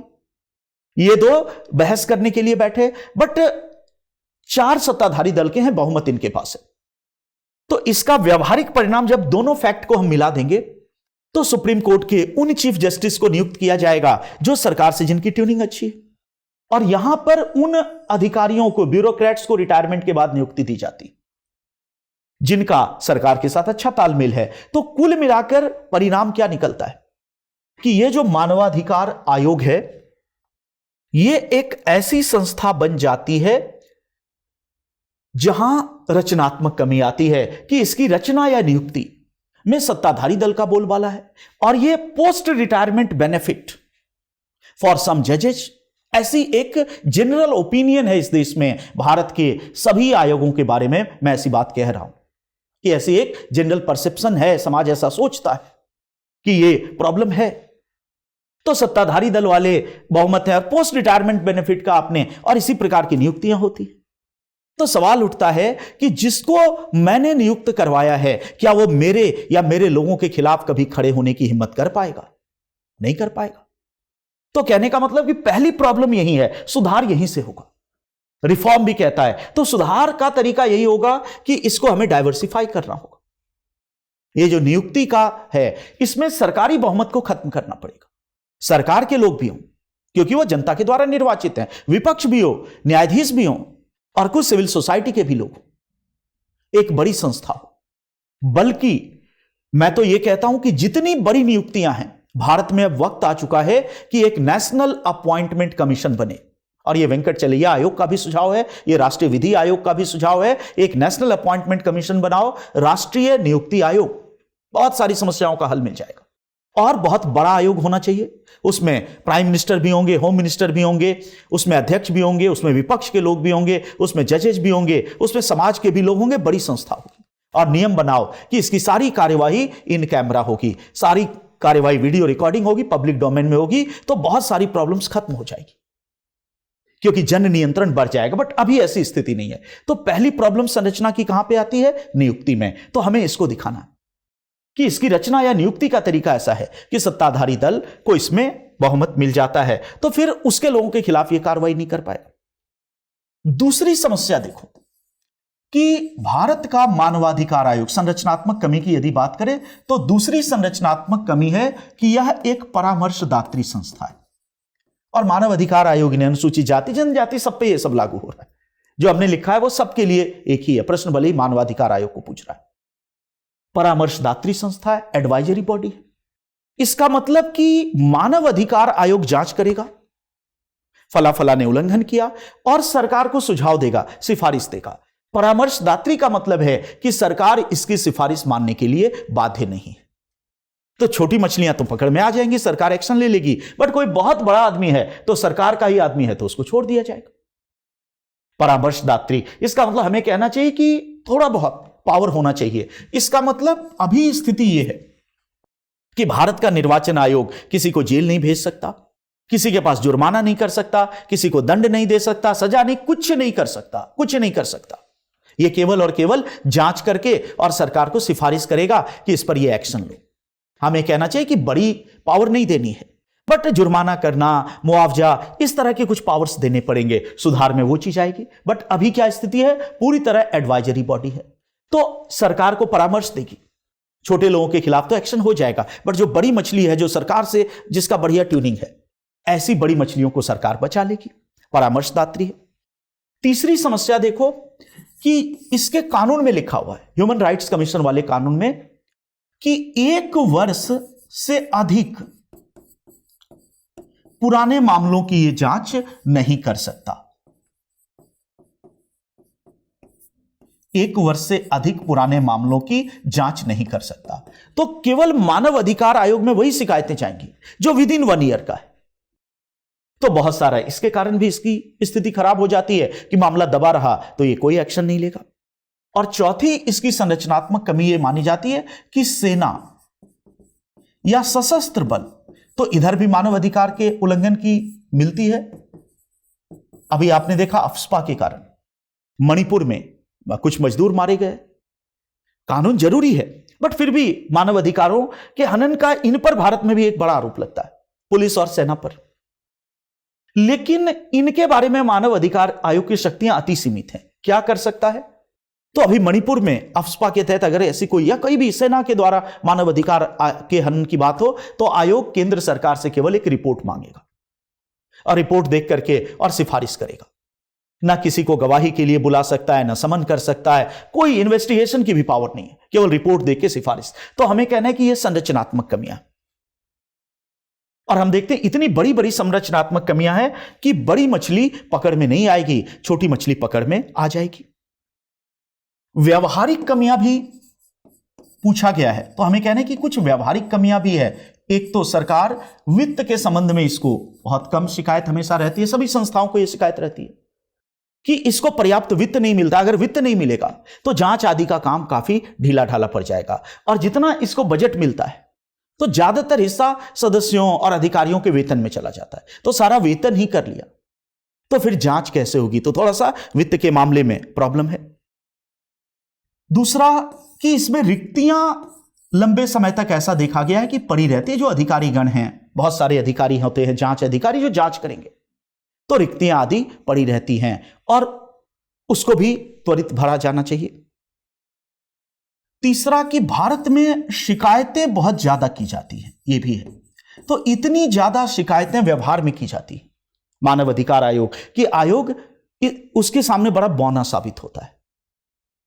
और कुछ ये भी आरोप लगाते हैं कि व्यवहार में चूंकि जज और नौकरशाह ही इसके मेंबर होते हैं, तो एक तरह से इसमें ब्यूरोक्रेटिक स्टाइल आ जाता है, जबकि ह्यूमन राइट्स को ब्यूरोक्रेटिक तरीके से डील नहीं किया जा सकता। तो ये सारी इसकी कमियां हैं। तो संरचनात्मक और सुझाव क्या होगा? तो इसी से सुझाव निकलेगा कि हमें नियुक्ति की प्रक्रिया को अच्छा करना है। ये जो 1 साल की टाइम बाउंड है, इसको कम से कम 5 साल पर ले जाओ। परामर्शदात्री की बजाय इसको कुछ मामलों में हमें थोड़ा सा टीथ देना चाहिए, इसको पावर देनी चाहिए, और नियुक्ति आदि की प्रक्रिया में सुधार होना चाहिए। तो ये सुझाव हम दे सकते हैं। अब इस लिहाज से आप इस प्रश्न को देखिए तो मैं समझता हूं कि ज्यादा बेहतर तरीके से हम इसको कर पाएंगे। अब देखो इतना पढ़ने के बाद कि कैसे किया जाएगा। यद्यपि मानवाधिकार आयोगों ने भारत में मानव अधिकारों के संरक्षण में काफी हद तक योगदान दिया है, फिर भी वे ताकतवर और प्रभावशालियों के विरुद्ध अधिकार जताने में असफल रहे। तो बड़ी मछली को नहीं पकड़ पाया। इनकी संरचनात्मक और व्यवहारिक सीमाओं का विश्लेषण करते हुए सुधारात्मक उपायों के सुझाव दीजिए। अब अगले प्रश्न पर आते हैं। संयुक्त राज्य अमेरिका और भारत के संविधानों में समता के अधिकार की धारणा की विशिष्ट विशेषताओं का विश्लेषण कीजिए। Analyse the distinguishing features of the notion of right to equality, समानता, भले ही समता वर्ड है पर उसको हम किस रूप में लेंगे, समानता, in the constitutions of the USA and India. Bharat और अमेरिका के संविधानों में समानता के अधिकार की विशिष्ट विशेषताओं, इसका मतलब एक जनरल सवाल है कि इंडिया के कॉन्स्टिट्यूशन में किस प्रकार है और अमेरिका में क्या है, दोनों को बताना है और अगर संभव है तो थोड़ी बहुत तुलनाएं करो। मतलब सीधी सी बात है कि दोनों की विशिष्ट विशेषताओं का विश्लेषण कीजिए। अब एक ऐसा सवाल है जो थोड़ा सा डेप्थ में जाकर इसलिए पूछा गया है कि जनरली जब तुलनात्मक संविधान और राजनीति हम लोग पढ़ते हैं तो अभी तक का तरीका यही है कि विधायिका, कार्यपालिका, न्यायपालिका, तो ब्रिटिश सम्राट की भारत के राष्ट्रपति से तुलना, बट यहां पर एक पर्टिकुलर राइट की तुलना किया है, प्रश्न पूछा गया है। तो आइए जानते हैं कि इसको हम कैसे हल करें। तो इसमें हमें पहले अमेरिका में समानता के अधिकार को बताना है, फिर भारत के संविधान में बताना है, क्योंकि यह है कि दोनों की विशेषता है और फिर दोनों में कुछ अगर हम अपनी टिप्पणियां कर सकते हैं तो करेंगे। इसका मतलब सबसे पहले हम यूएसए की बात करें तो हम जानते हैं कि हमने जो फंडामेंटल राइट लिया वो यूएसए से लिया है, यही फैक्ट पढ़ते हैं। लेकिन आपको जानकर आश्चर्य होगा कि अमेरिका के मूल संविधान में, अमेरिका के मूल संविधान में फंडामेंटल राइट्स नहीं थे। मूल संविधान में मौलिक अधिकार थे ही नहीं। अमेरिका का संविधान बहुत छोटा है और ओरिजिनल कॉन्स्टिट्यूशन में फंडामेंटल राइट नहीं थे। फिलाडेल्फिया सम्मेलन के द्वारा अमेरिका के संविधान का निर्माण हुआ और चूंकि फंडामेंटल राइट्स एक्सेप्ट नहीं किया उन्होंने, संविधान निर्माताओं ने संविधान में उसका कोई प्रावधान नहीं किया, इसलिए कई राज्य उस समय भी विरोध में थे कि ऐसे संविधान को हम हस्ताक्षर नहीं करेंगे। बट फिर भी एक आम सहमति बनाई गई कि हम मूल संविधान में तो नहीं डाल रहे हैं, लेकिन अमेंडमेंट करके जल्दी जल्दी हम सारा फंडामेंटल राइट डाल देंगे। तो इस तरह देखते हैं कि मूल संविधान में अमेरिका में कोई मौलिक अधिकार नहीं था, लेकिन यह सहमति बनी थी कि संशोधन के द्वारा, तो प्रथम 10 संशोधन, इसका मतलब first amendment, second amendment, third amendment, 1 से लेकर 10, प्रथम 10 संशोधनों के द्वारा फंडामेंटल राइट्स डाले गए और इसी को कहते हैं बिल ऑफ राइट्स डाला गया। बिल ऑफ राइट्स डाला गया, उसी के लिए आम बोलचाल में क्या कहते हैं, बिल ऑफ राइट्स।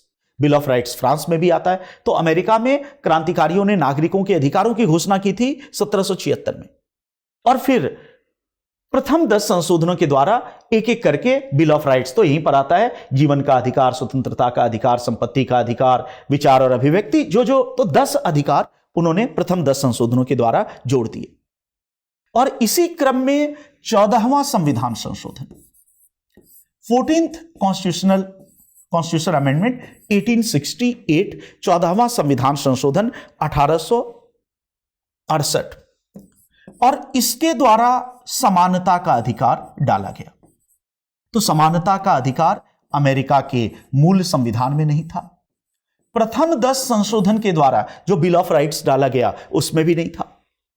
और अमेरिका के संविधान में समानता का अधिकार संविधान निर्माताओं की देन नहीं है, कांग्रेस ने 14वां संविधान संशोधन करके 1868 में समानता का अधिकार उसमें डाला। बहुत छोटा अधिकार है को उसमें क्या कहता है। अब ये जो 14th अमेंडमेंट है, 14वां संशोधन किसका, अमेरिका के संविधान का, इसको इक्वल प्रोटेक्शन क्लॉज के नाम से जाना जाता है। इक्वल प्रोटेक्शन क्लॉज अमेरिका में ये इस नाम से प्रचलित है, मतलब समान संरक्षण कानून, इक्वल प्रोटेक्शन क्लॉज। तो वहां जो समानता का अधिकार है उसको इक्वल प्रोटेक्शन क्लॉज कहते हैं और बहुत छोटा है। मुख्यतः 3 बातें कही गई इक्वल प्रोटेक्शन क्लॉज में। सबसे पहला, इक्वल प्रोटेक्शन क्लॉज कहता है कि अमेरिका में सभी व्यक्तियों को कानूनों का समान संरक्षण होगा। सभी व्यक्तियों को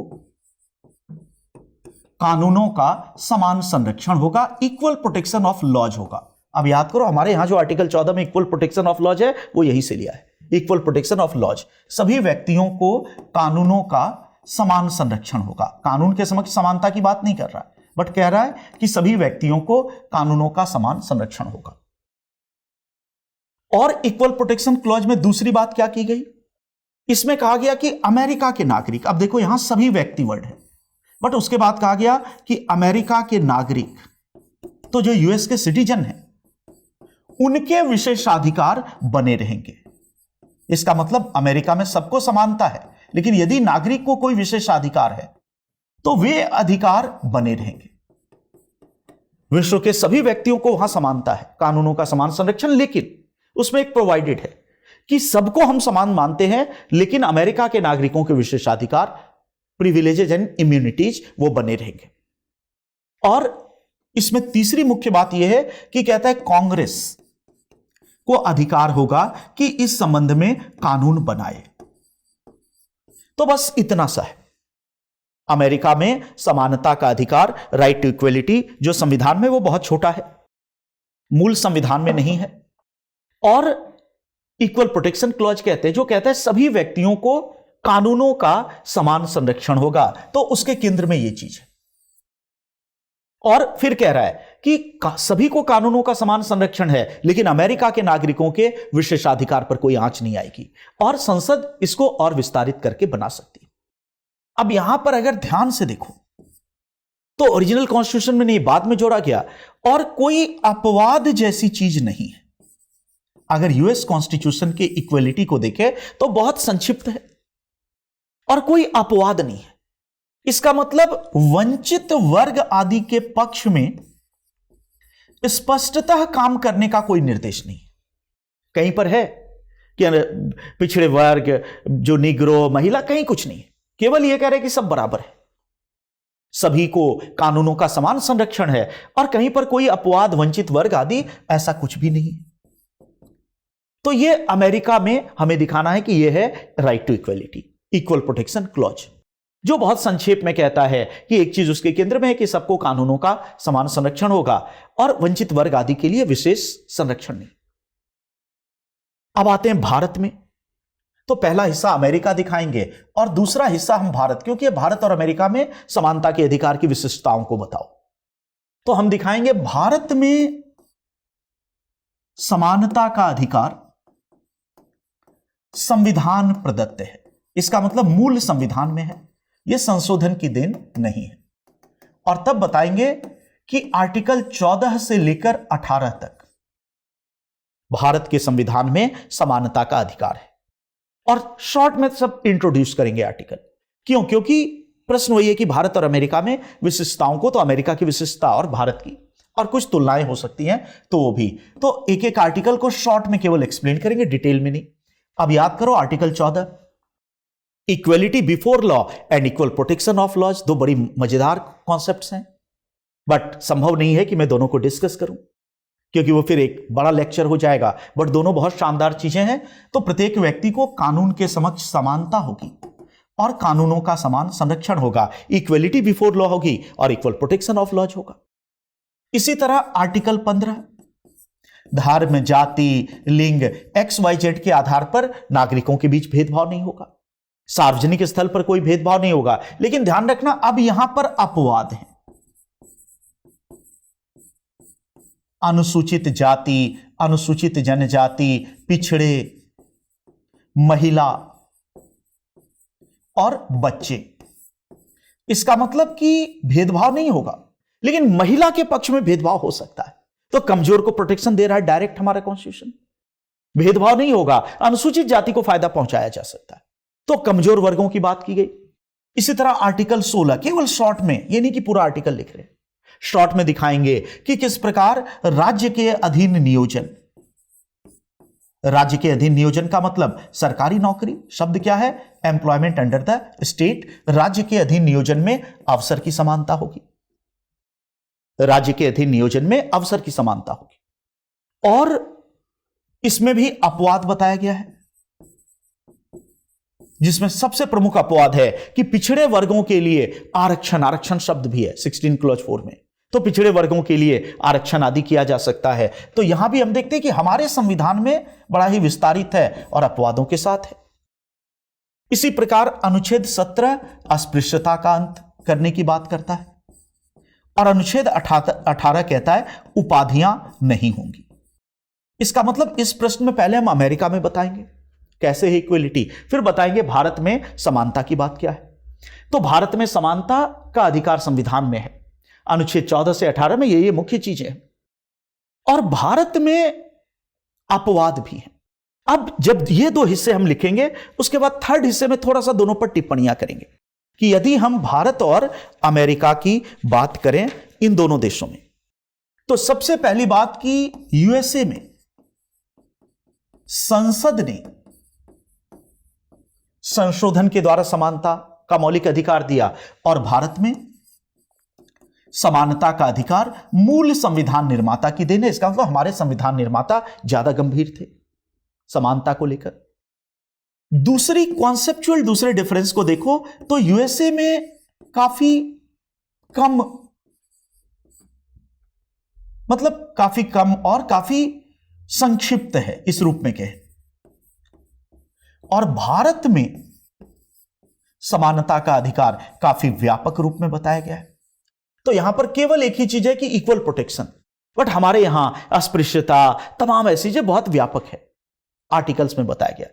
और तीसरी बात कि अमेरिका में वंचित वर्गों के लिए स्पष्ट अपवाद नहीं है।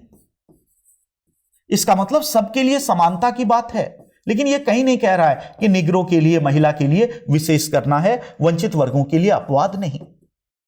जबकि भारत में वंचित वर्गों के लिए अपवाद ही अपवाद है। और इसलिए हम देखते हैं कि अमेरिका में जो अफर्मेटिव एक्शन है, वो अफर्मेटिव एक्शन फिर एक नया कॉन्सेप्ट है जो इसी से जुड़ा हुआ है, सकारात्मक कार्य, कि वंचित वर्गों को बराबरी पर लाने के लिए जो कार्य किए जाते हैं। तो अमेरिका में भी अफर्मेटिव एक्शन होता है, लेकिन अफर्मेटिव एक्शन का स्रोत विधायिका का कानून है। लेजिस्लेचर ने अफर्मेटिव एक्शन को अप्रूव किया है। हमारे यहां जो अफर्मेटिव एक्शन है उसका स्रोत संविधान है।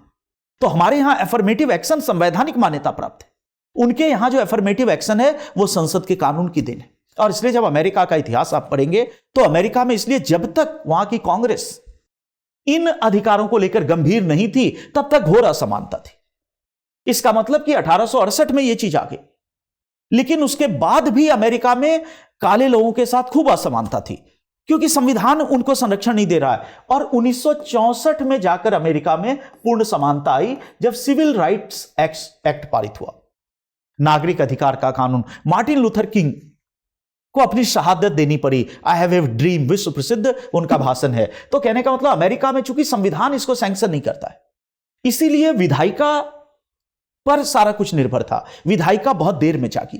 तो कई प्लेसी वर्सेस फर्ग्यूसन का एक केस पढ़ोगे तो उसमें अमेरिका में कहता है कि इक्वल बट डिफरेंट जैसे प्रिंसिपल्स को, इसका मतलब निग्रो के लिए अलग स्कूल होगा, व्हाइट के लिए अलग स्कूल होगा, और इसको न्यायालय ने सही ठहराया।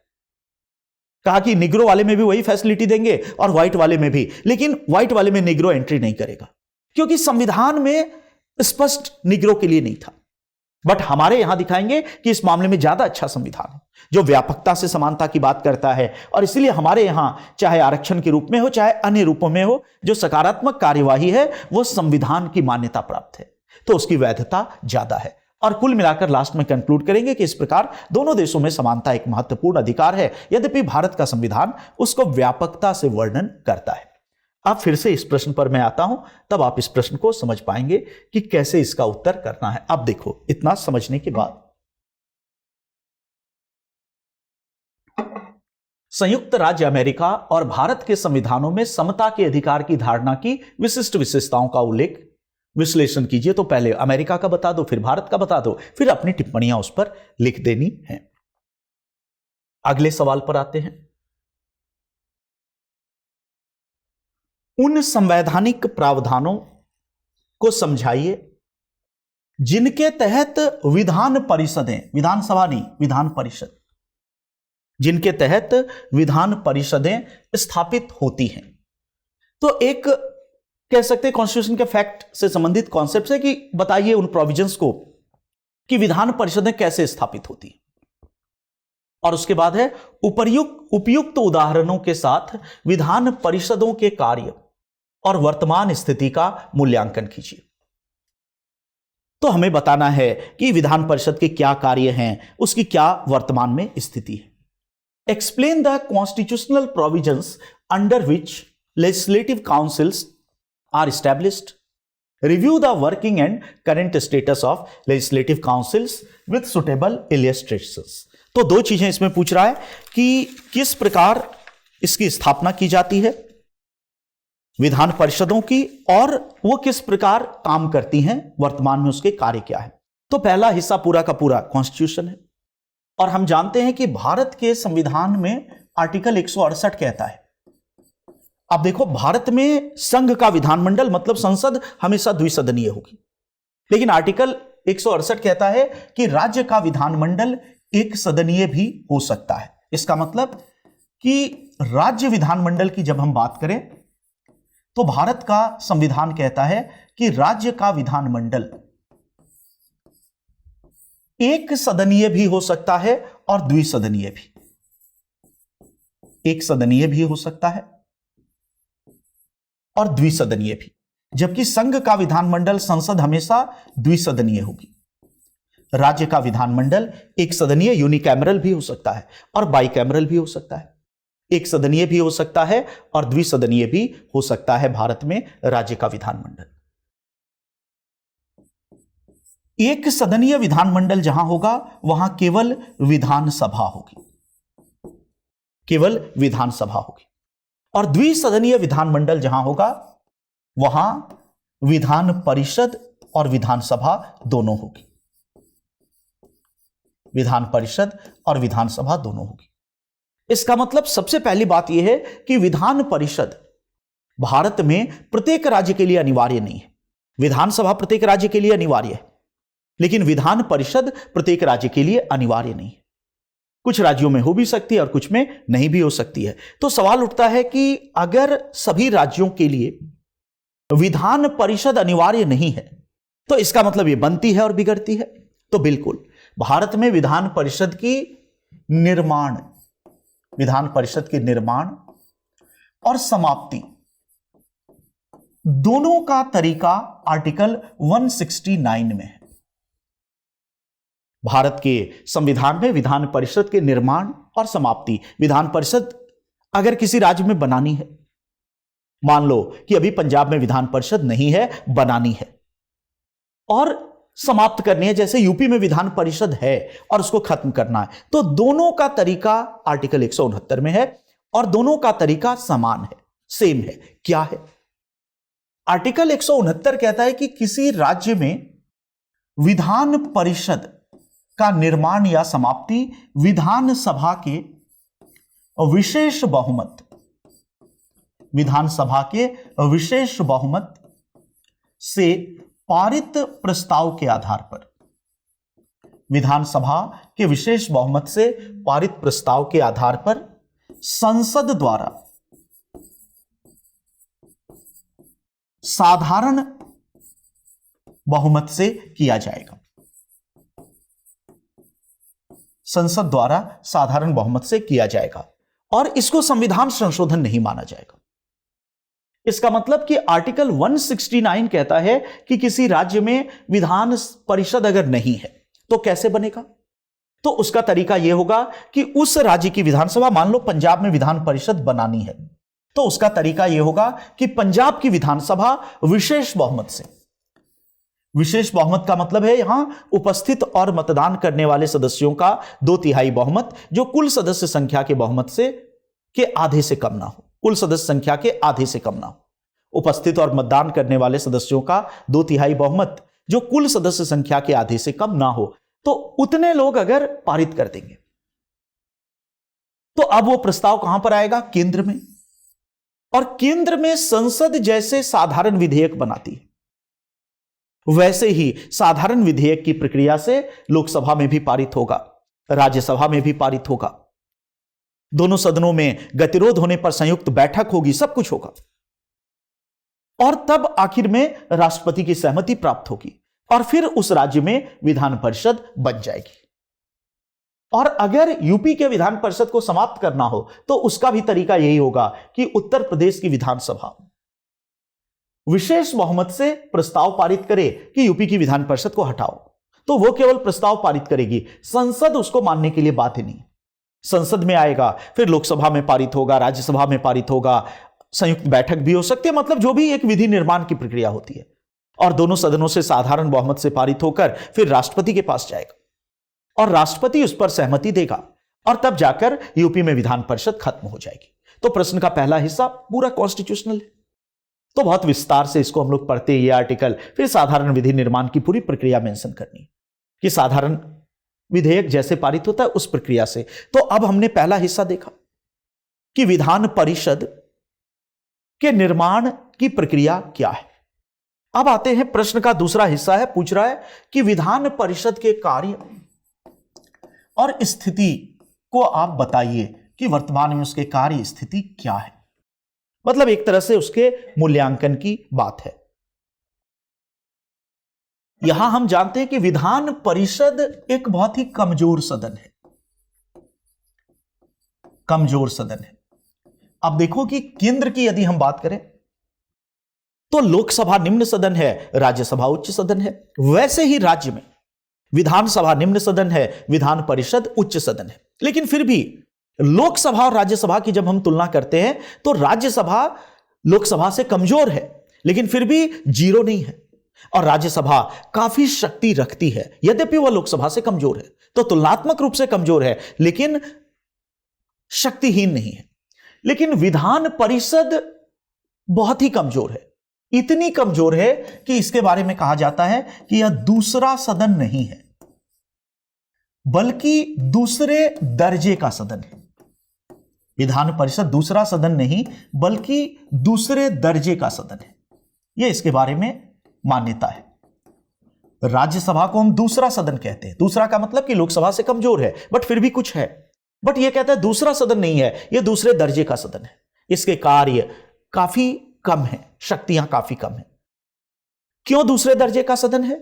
तो सामान्यतः इसको हम 3 विधेयकों के संदर्भ में देखेंगे कि धन विधेयक, क्योंकि अंततः विधानसभा हो या विधान परिषद, यह एक विधायी संस्था है, तो इसके मुख्य कार्य क्या है? कानून बनाना। धन विधेयक के मामले में विधान परिषद केवल 14 दिन का विलंब करती है, तो यह तो राज्यसभा भी करती है।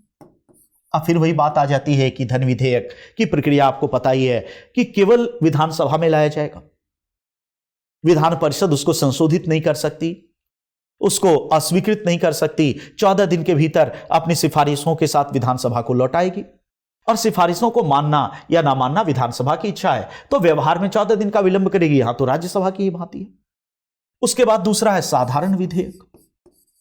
साधारण विधेयक में विधान परिषद 3+1 और हम कह सकते हैं 4 माह का विलंब करती है, बस। इसका मतलब यहां राज्यसभा और लोकसभा की बात करें तो राज्यसभा संयुक्त बैठक आदि तक ले जाती है, बट विधान परिषद नहीं। विधान परिषद साधारण विधेयक को केवल 4 महीने का विलंब कर सकती है, यही उसकी पावर है। कैसे? बस 2 मिनट में इसको समझ ले कि कैसे। अब देखो, राज्य में जब साधारण विधेयक की बात करेंगे, राज्यों में जब हम साधारण विधेयक की बात करेंगे तो साधारण विधेयक विधानसभा में भी शुरू हो सकता है और विधान परिषद में भी। मान लो कि विधान परिषद में प्रारंभ हुआ और यहां से पारित हुआ और अब वह विधानसभा में आया और विधानसभा ने अस्वीकृत कर दिया, तो विधेयक रद्द हो जाएगा। साधारण विधेयक राज्य में क्या प्रक्रिया है, केंद्र से अलग है, यह बहुत सारे लोग नहीं जानते। केंद्र और राज्य को एक समझते हैं, बट यहां पे साधारण विधेयक केंद्र में पारित होने की अलग प्रक्रिया है और साधारण विधेयक राज्य में पारित होने की अलग प्रक्रिया। उस माइन्यूट डिफरेंस को देखो। साधारण विधेयक राज्य में विधानसभा में भी लाया जा सकता है और विधान परिषद में भी लाया जा सकता है। मान लो विधान परिषद में लाया गया तो विधान परिषद में प्रारंभ हुआ और पारित हो गया। अब आया विधानसभा में, विधानसभा ने अस्वीकृत कर दिया, तो विधेयक खत्म। तो कहने का मतलब कि विधान परिषद की कोई पावर यहां नहीं है। अब आते हैं दूसरी स्थिति में कि साधारण विधेयक विधानसभा में प्रारंभ किया गया और मान लो विधानसभा ने पारित कर दिया, तो अब यह विधान परिषद के पास आया, तो यहां तक बराबर है। इसके बाद हम देखेंगे स्थिति पलट जाएगी। विधानसभा में प्रारंभ हुआ, विधानसभा में पारित हुआ और उसके बाद विधान परिषद में आया, तो कह रहे हैं कि विधान परिषद इसको स्वीकार कर सकती है, अस्वीकार कर सकती है, संशोधन कर सकती है, और ये सारे कार्य इसको 3 माह के भीतर करने हैं। कितने दिन के भीतर? 3 माह। स्वीकार कर लिया तब तो बहुत अच्छी बात है, अस्वीकार किया या संशोधन किया या 3 महीने तक कोई निर्णय नहीं लिया, तो 3 महीने जब गुजर जाएंगे तो विधेयक पुनः विधानसभा के पास आएगा। देखो, इसका मतलब मान लीजिए कि विधान परिषद ने विधेयक को अस्वीकार कर दिया, तो विधेयक कहां फिर वापस लौटेगा? विधानसभा को। या मैक्सिमम क्या कर सकता है कि 3 माह तक कोई निर्णय ना ले, तो विधान परिषद ने 3 माह तक विधेयक अपने पास रोका, तो जैसे ही 3 माह खत्म होगा वो किसके पास वापस आ जाएगा? विधानसभा। और अगर विधानसभा ने उसको दोबारा पारित कर दिया साधारण बहुमत से, दोबारा साधारण बहुमत से पारित कर दिया, तो अगली बार विधान परिषद 1 माह के भीतर सहमति देगी। यह नियम है, 1 माह के भीतर विधान परिषद उसको सहमति देने के लिए बाध्य है। केंद्र से अलग है कि नहीं? केंद्र में एक सदन से विधेयक पारित हुआ, दूसरे सदन से नहीं हुआ, तो संयुक्त बैठक होती है। बट यह चीज अच्छे से याद रखने की है कि राज्य में साधारण विधेयक पर दोनों सदनों में गतिरोध होने पर संयुक्त बैठक नहीं होगी। केंद्र में लोकसभा और राज्यसभा में गतिरोध होगी साधारण विधेयक पर, तो संयुक्त बैठक होगी, लेकिन राज्य में संयुक्त बैठक नहीं होगी साधारण विधेयक के मुद्दे पे, क्योंकि विधान परिषद ने किया तब तो कोई मामला ही नहीं है। बट यहां विधानसभा ने प्रारंभ किया, पारित किया, विधान परिषद ने अस्वीकार किया या 3 माह तक निर्णय नहीं लिया, तो संयुक्त बैठक नहीं होगी। किसके पास वापस आएगा? विधानसभा। और अगर विधानसभा ने दोबारा पारित किया, तो अब विधान परिषद, यहां पर सॉरी विधानसभा नहीं, विधान परिषद, अब विधान परिषद उसको 1 माह के भीतर सहमति देगी। तो कुल मिलाकर कितना रोका विधान परिषद ने? 4 माह। पीटी में सवाल कभी आ जाए तो बहुत ही रोचक सवाल होगा। संयुक्त बैठक नहीं होगी। 3 + 1 मंथ, इसका मतलब 4 माह अधिकतम विलंब कर सकती है। तो इसका मतलब हम दिखाएंगे कि साधारण विधेयक में भी पावरलेस है, 3 + 1 4 माह। और उसके बाद आते हैं संविधान संशोधन विधेयक। तो ध्यान रखना है कि राज्यों में संविधान संशोधन जैसा कोई विधेयक नहीं होता। कुछ विधेयक हैं संविधान संशोधन के जो राज्यों के पास भेजे जाते, लेकिन राज्य में वह साधारण विधेयक की तरह पारित होता है, यह ध्यान रखना है। तो अव्वल तो ज्यादातर संविधान संशोधन में राज्यों की जरूरत ही नहीं, और कुछ गिने चुने संविधान संशोधन में राज्यों की जरूरत है, तो वहां लोकसभा राज्यसभा से पारित होकर राज्य में आएगा। बट राज्य में वह किस भांति पारित होगा? साधारण विधेयक की भांति। तो राज्य में है संविधान संशोधन का विधेयक, लेकिन उसकी प्रक्रिया क्या होगी? साधारण। और उसमें भी कितना विलंब होगा? 4 माह। तो इस तरह से दूसरे हिस्से में यह दिखाएंगे कि विधान परिषद एक काफी कमजोर संस्था है और इसके कार्य और शक्तियां काफी विधानसभा की तुलना में सीमित हैं, और इसीलिए इसको दूसरा सदन नहीं, दूसरे दर्जे का सदन कहा जाता है। फिर भी यह सदन है क्यों? तो हम कहेंगे कि इस सदन का महत्व गुणवत्ता, विधि निर्माण में गुणवत्ता लाने के लिए माना जाता है। इसलिए राज्यों को छूट है, इसलिए विधि निर्माण में गुणवत्ता, क्योंकि इसके 1/6 सदस्य मनोनीत होते हैं। टोटल विधान परिषद के जितने सदस्य हैं उसके 1/6 सदस्य मनोनीत होते राज्यपाल द्वारा। साहित्य, कला, विज्ञान, समाज सेवा और सहकारिता, तो बड़े बड़े साहित्यकार, कलाकार आदि को आप इस सदन में ला सकते हैं मनोनयन के द्वारा। तो एक फायदा होगा कि विधि निर्माण में गुणवत्ता होगी, और दूसरा इसका फायदा यह माना जाता है कि यह प्रथम सदन की जल्दबाजी पर रोक लगाता है। जल्दबाजी पर रोक लगाता है। इसका मतलब आनन फानन में विधेयक ने 4 महीने तक रुका रहेगा विधेयक, तो प्रेस में मीडिया में चर्चा होगी। जल्दबाजी पर नियंत्रण। फिर भी हम कहेंगे कुल मिलाकर कि विधान परिषद एक कमजोर सदन है, इसके कार्य शक्ति आदि काफी कमजोर है। तो ये इस सवाल को अब अगर हम लोग देखें इसके लाइट में, तो सवाल को हम 2 हिस्से में बांटकर स्टडी करेंगे, लिखेंगे। उन संवैधानिक प्रावधानों को समझाइए जिनके अंतर्गत विधान परिषदें स्थापित होती है, तो आर्टिकल 169 पहला हिस्सा वो हो गया। और उपयुक्त उदाहरणों के साथ तो धन विधेयक वो सब विधान परिषदों के कार्य और वर्तमान स्थिति का मूल्यांकन कीजिए। तो हम कहेंगे वर्तमान स्थिति ये है, यह एक काफी कमजोर संस्था है और इसलिए केवल 6 राज्यों में है। तो ज्यादातर राज्यों ने विधान परिषद नहीं रखा है। कुछ राज्य ये सोचते हैं कि चलो गुणवत्ता लानी है, तो उन राज्यों में है, ज्यादातर राज्यों में यह नहीं है। उसके बाद नेक्स्ट सवाल देखो, क्या विभागों से संबंधित संसदीय स्थायी समितियां प्रशासन को अपने पैर की उंगलियों पर रखती हैं और संसदीय नियंत्रण के लिए समान प्रदर्शन हेतु प्रेरित करती हैं? उपयुक्त उदाहरणों के साथ ऐसी समितियों के कार्यों का मूल्यांकन कीजिए। तो एक कथन दे दिया है और उसके आधार पर समितियों की बात है। Do department related parliamentary standing committees. तो किस समिति की बात हो रही है? विभाग से संबंधित स्थायी समिति।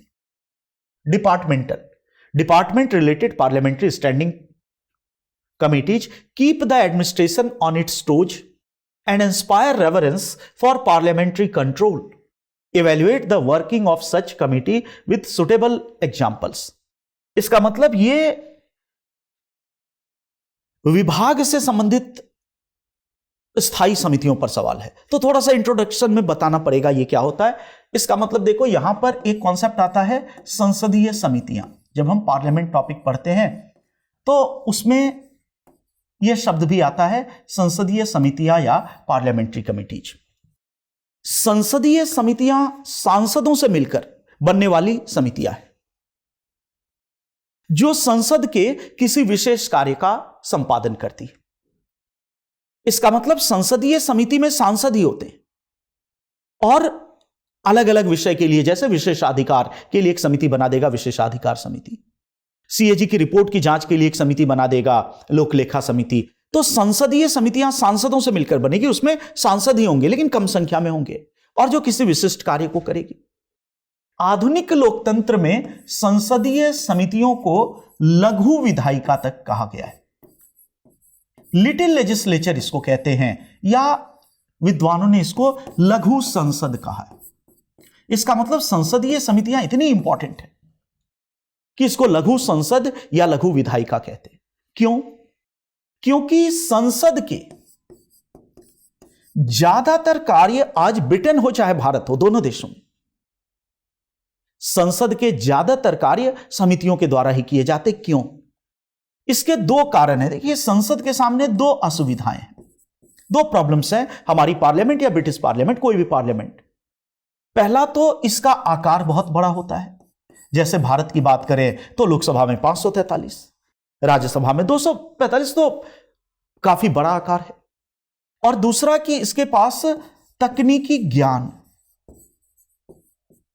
की कमी होती है। तकनीकी ज्ञान की कमी का मतलब कि हम जानते हैं कि लोकतंत्र में कोई शैक्षिक योग्यता नहीं है सांसद बनने के लिए, तो ज्यादातर सांसद सामान्य शिक्षित होंगे, उनको अर्थशास्त्र का, उनको संविधान का, इस प्रकार का विशिष्ट ज्ञान नहीं है। तो अब देखिए, पार्लियामेंट के 2 प्रॉब्लम्स हैं। एक तो इसका आकार बहुत बड़ा है, और दूसरा कि इसके सदस्यों के पास तकनीकी ज्ञान की कमी है। कुछ मेंबर्स के पास होगी, बट जनरली अशिक्षित तो नहीं होते हैं आज के दौर में, बट अल्प शिक्षित होते हैं। अब ऐसी स्थिति में विशिष्ट तकनीकी काम, मान लो कि कोई विधेयक की एक धारा बनानी हो, तो ये 543 लोग लोकसभा में कैसे विधेयक की एक धारा बना पाएंगे? संभव नहीं है। लोक लेखा समिति की रिपोर्ट पर बहस करनी हो तो 543 लोग कैसे कर पाएंगे, खास करके जब उनको वित्त की समझ नहीं है। तो ऐसी स्थिति में 10 सदस्य, 15 सदस्य, 21 सदस्य, 31 सदस्य, मतलब डिपेंड करता है कि सदस्यों की समिति बना दी जाएगी अलग अलग कार्य के लिए। तो हमने देखा संसदीय समितियां आज लोकतंत्र का एक अनिवार्य हिस्सा बन चुकी हैं। और संसदीय समितियों को लघु संसद भी कहा जाता है। आप देखते हैं कि जो प्रश्न है वह डिपार्टमेंट रिलेटेड स्टैंडिंग कमिटी वो क्या होती है। तो उसके लिए बहुत आसान तरीका है, एक वर्गीकरण होता है समितियों का, तो उसको जानने से क्लियर हो जाएगा कि जब हम समितियों का वर्गीकरण करते हैं तो समितियां दो प्रकार की होती है। एक है स्थायी समिति, को यहीं से सवाल है, standing committee but department related. स्थायी समिति, स्टैंडिंग कमिटी इसी को कहते हैं। और दूसरा है तदर्थ समिति, तदर्थ समिति या ad hoc committee. Standing committee, ad hoc committee. और ये जो तदर्थ समिति है, एडहोक कमिटी, ये पुनः दो प्रकार की है, चयन समिति ऑब्लिक प्रवर समिति, इसी को इंग्लिश में कहते हैं सेलेक्ट कमिटी। और दूसरा है विशेष समिति या स्पेशल कमिटी। तो ये संसदीय समितियों के रूप हैं, स्थायी समिति, तदर्थ समिति, और तदर्थ समिति पुनः है चयन या प्रवर समिति, सेलेक्ट कमिटी और स्पेशल। प्रश्न यहां से आया को स्थायी समितियां वे समितियां हैं संसद की जिनका प्रति वर्ष गठन होता है, एवरी ईयर गठन होता है। मेंबर्स नए नए आएंगे बट प्रति वर्ष गठन होता है और इसी रूप में ये स्थायी है। और तदर्थ समिति ऐसी है कि समय विशेष पे गठन हुआ फिर खत्म हो गई। जैसे चयन समिति, कोई बिल बनाना है, विधेयक बनाना है 3 तलाक का, तो उससे संबंधित प्रवर समिति बनी, जब विधेयक पूर्ण हो गया समिति भंग हो गई। बट इधर वाली समिति स्थायी समिति है, प्रति वर्ष गठित होती है। अब स्थायी समिति के कई रूप हैं भारत में, जैसे कुछ है वित्तीय समितियां जो वित्त से संबंधित कार्य करती है, जैसे लोक लेखा समिति, जैसे अनुमान समिति। कुछ हैं इन्वेस्टिगेशन से रिलेटेड समितियां, और इसी में एक नई कैटेगरी के रूप में लाया गया विभाग से संबंधित स्थायी समितियां, विभाग से संबंधित स्थायी समितियां, विभाग से संबंधित स्थायी समिति, डिपार्टमेंट रिलेटेड कमिटीज। और वर्तमान में विभाग से संबंधित 24 समितियां हैं। तो यह जान लो कि विभाग से संबंधित जो समिति है वो स्थायी समिति का ही एक रूप है। और ऐसी 24 समितियां। अब ये क्यों बनाया गया? ये इसलिए बनाई गई है कि हमारे बहुत सारे मंत्रालय हैं, जैसे शिक्षा मंत्रालय, स्वास्थ्य मंत्रालय, विदेश मंत्रालय। तो इस पर संसदीय नियंत्रण किस प्रकार कायम किया जाए, क्योंकि अब विदेश मंत्रालय, तो विदेश मंत्रालय में विदेश मंत्री है, विदेश सचिव है, ब्यूरोक्रेट है, तमाम है, बट पार्लियामेंट उसको कैसे कंट्रोल करे? तो इसीलिए बना दिया जितने मंत्रालय हैं भारत में। आज सच्चाई है कि ये जो 24 विभाग से संबंधित 24 जो समितियां हैं उसके दायरे में लगभग सभी मंत्रालय आ जाते हैं। जैसे एक एग्जांपल लो कि विदेश मामलों से संबंधित एक विभागीय समिति है, विदेश मामलों से संबंधित डिपार्टमेंटल कमेटी या विभागीय समिति। अब इसके मेंबर्स कौन होंगे? सांसद। और प्रत्येक डिपार्टमेंटल कमेटी में 31 सांसद होते हैं, 21 लोकसभा से, 10 राज्यसभा से। तो इसके मेंबर्स कौन है? सांसद। यह विदेश मामलों से संबंधित विभागीय समिति है और यह विदेश मामलों या विदेश मंत्रालय से संबंधित विषय को देखती है। तो अब देखिए विदेश मंत्रालय में कौन बैठा है? मंत्री और प्लस ब्यूरोक्रेट। और यहां पर एक समिति बना दी गई जिसमें सांसद हैं और यह विदेश मंत्रालय से संबंधित चीजों का निरीक्षण करेंगे, अधिकारियों को समन कर सकता है। तो कहने का मतलब इसी तरह जितने हैं, वाणिज्य से संबंधित समिति है, रक्षा से संबंधित समिति है जो रक्षा मंत्रालय को देखती है। तो जितने मंत्रालय हैं कुल मिलाकर सभी मंत्रालय किसी न किसी समिति के अंतर्गत आ जाते हैं। और ये जो समितियां हैं ये मुख्यतः इन मंत्रालय से संबंधित कार्य करेगी। जैसे इससे संबंधित अगर विधेयक पारित करना है, बिल पारित करना है, तो ये समितियां उस पर ध्यान देंगी, उसका ड्राफ्ट तैयार करेंगी। इसी तरह इससे संबंधित अनुदान की मांग, मान लो कि रक्षा मंत्रालय है, तो रक्षा मंत्रालय जो बजट में अपना हिस्सा मांग रहा है, रक्षा बजट, तो उसको यह देखेगा। और इस क्रम में ये मंत्री को भी बुलाती है, उससे भी डायलॉग करती है। ये अधिकारियों को भी बुलाती है, उसे सारा डाटा लेती है, इवैल्यूएट करती है, और कई बार इनका नियंत्रण इतना प्रभावशाली होता है कि अधिकारीगण, मंत्रीगण को जवाब देना पड़ेगा, फाइलें दिखानी पड़ेगी कि भाई तुम्हें इतना पैसा क्यों चाहिए इस योजना के लिए। मनमानी को रोकती है। तो एक ये आयाम होगा कि ये समितियां क्या हैं और किस प्रकार ये नियंत्रण करती है। लेकिन फिर अंत में वही होगा कि प्रश्न ये है कि ये प्रभावशाली नियंत्रण कर पाती है कि नहीं। तो हम आखिर में कहेंगे कि सबसे बड़ी समस्या ये है कि इन समितियों का संचालन भी और गठन भी दल प्रणाली के आधार पर होता है।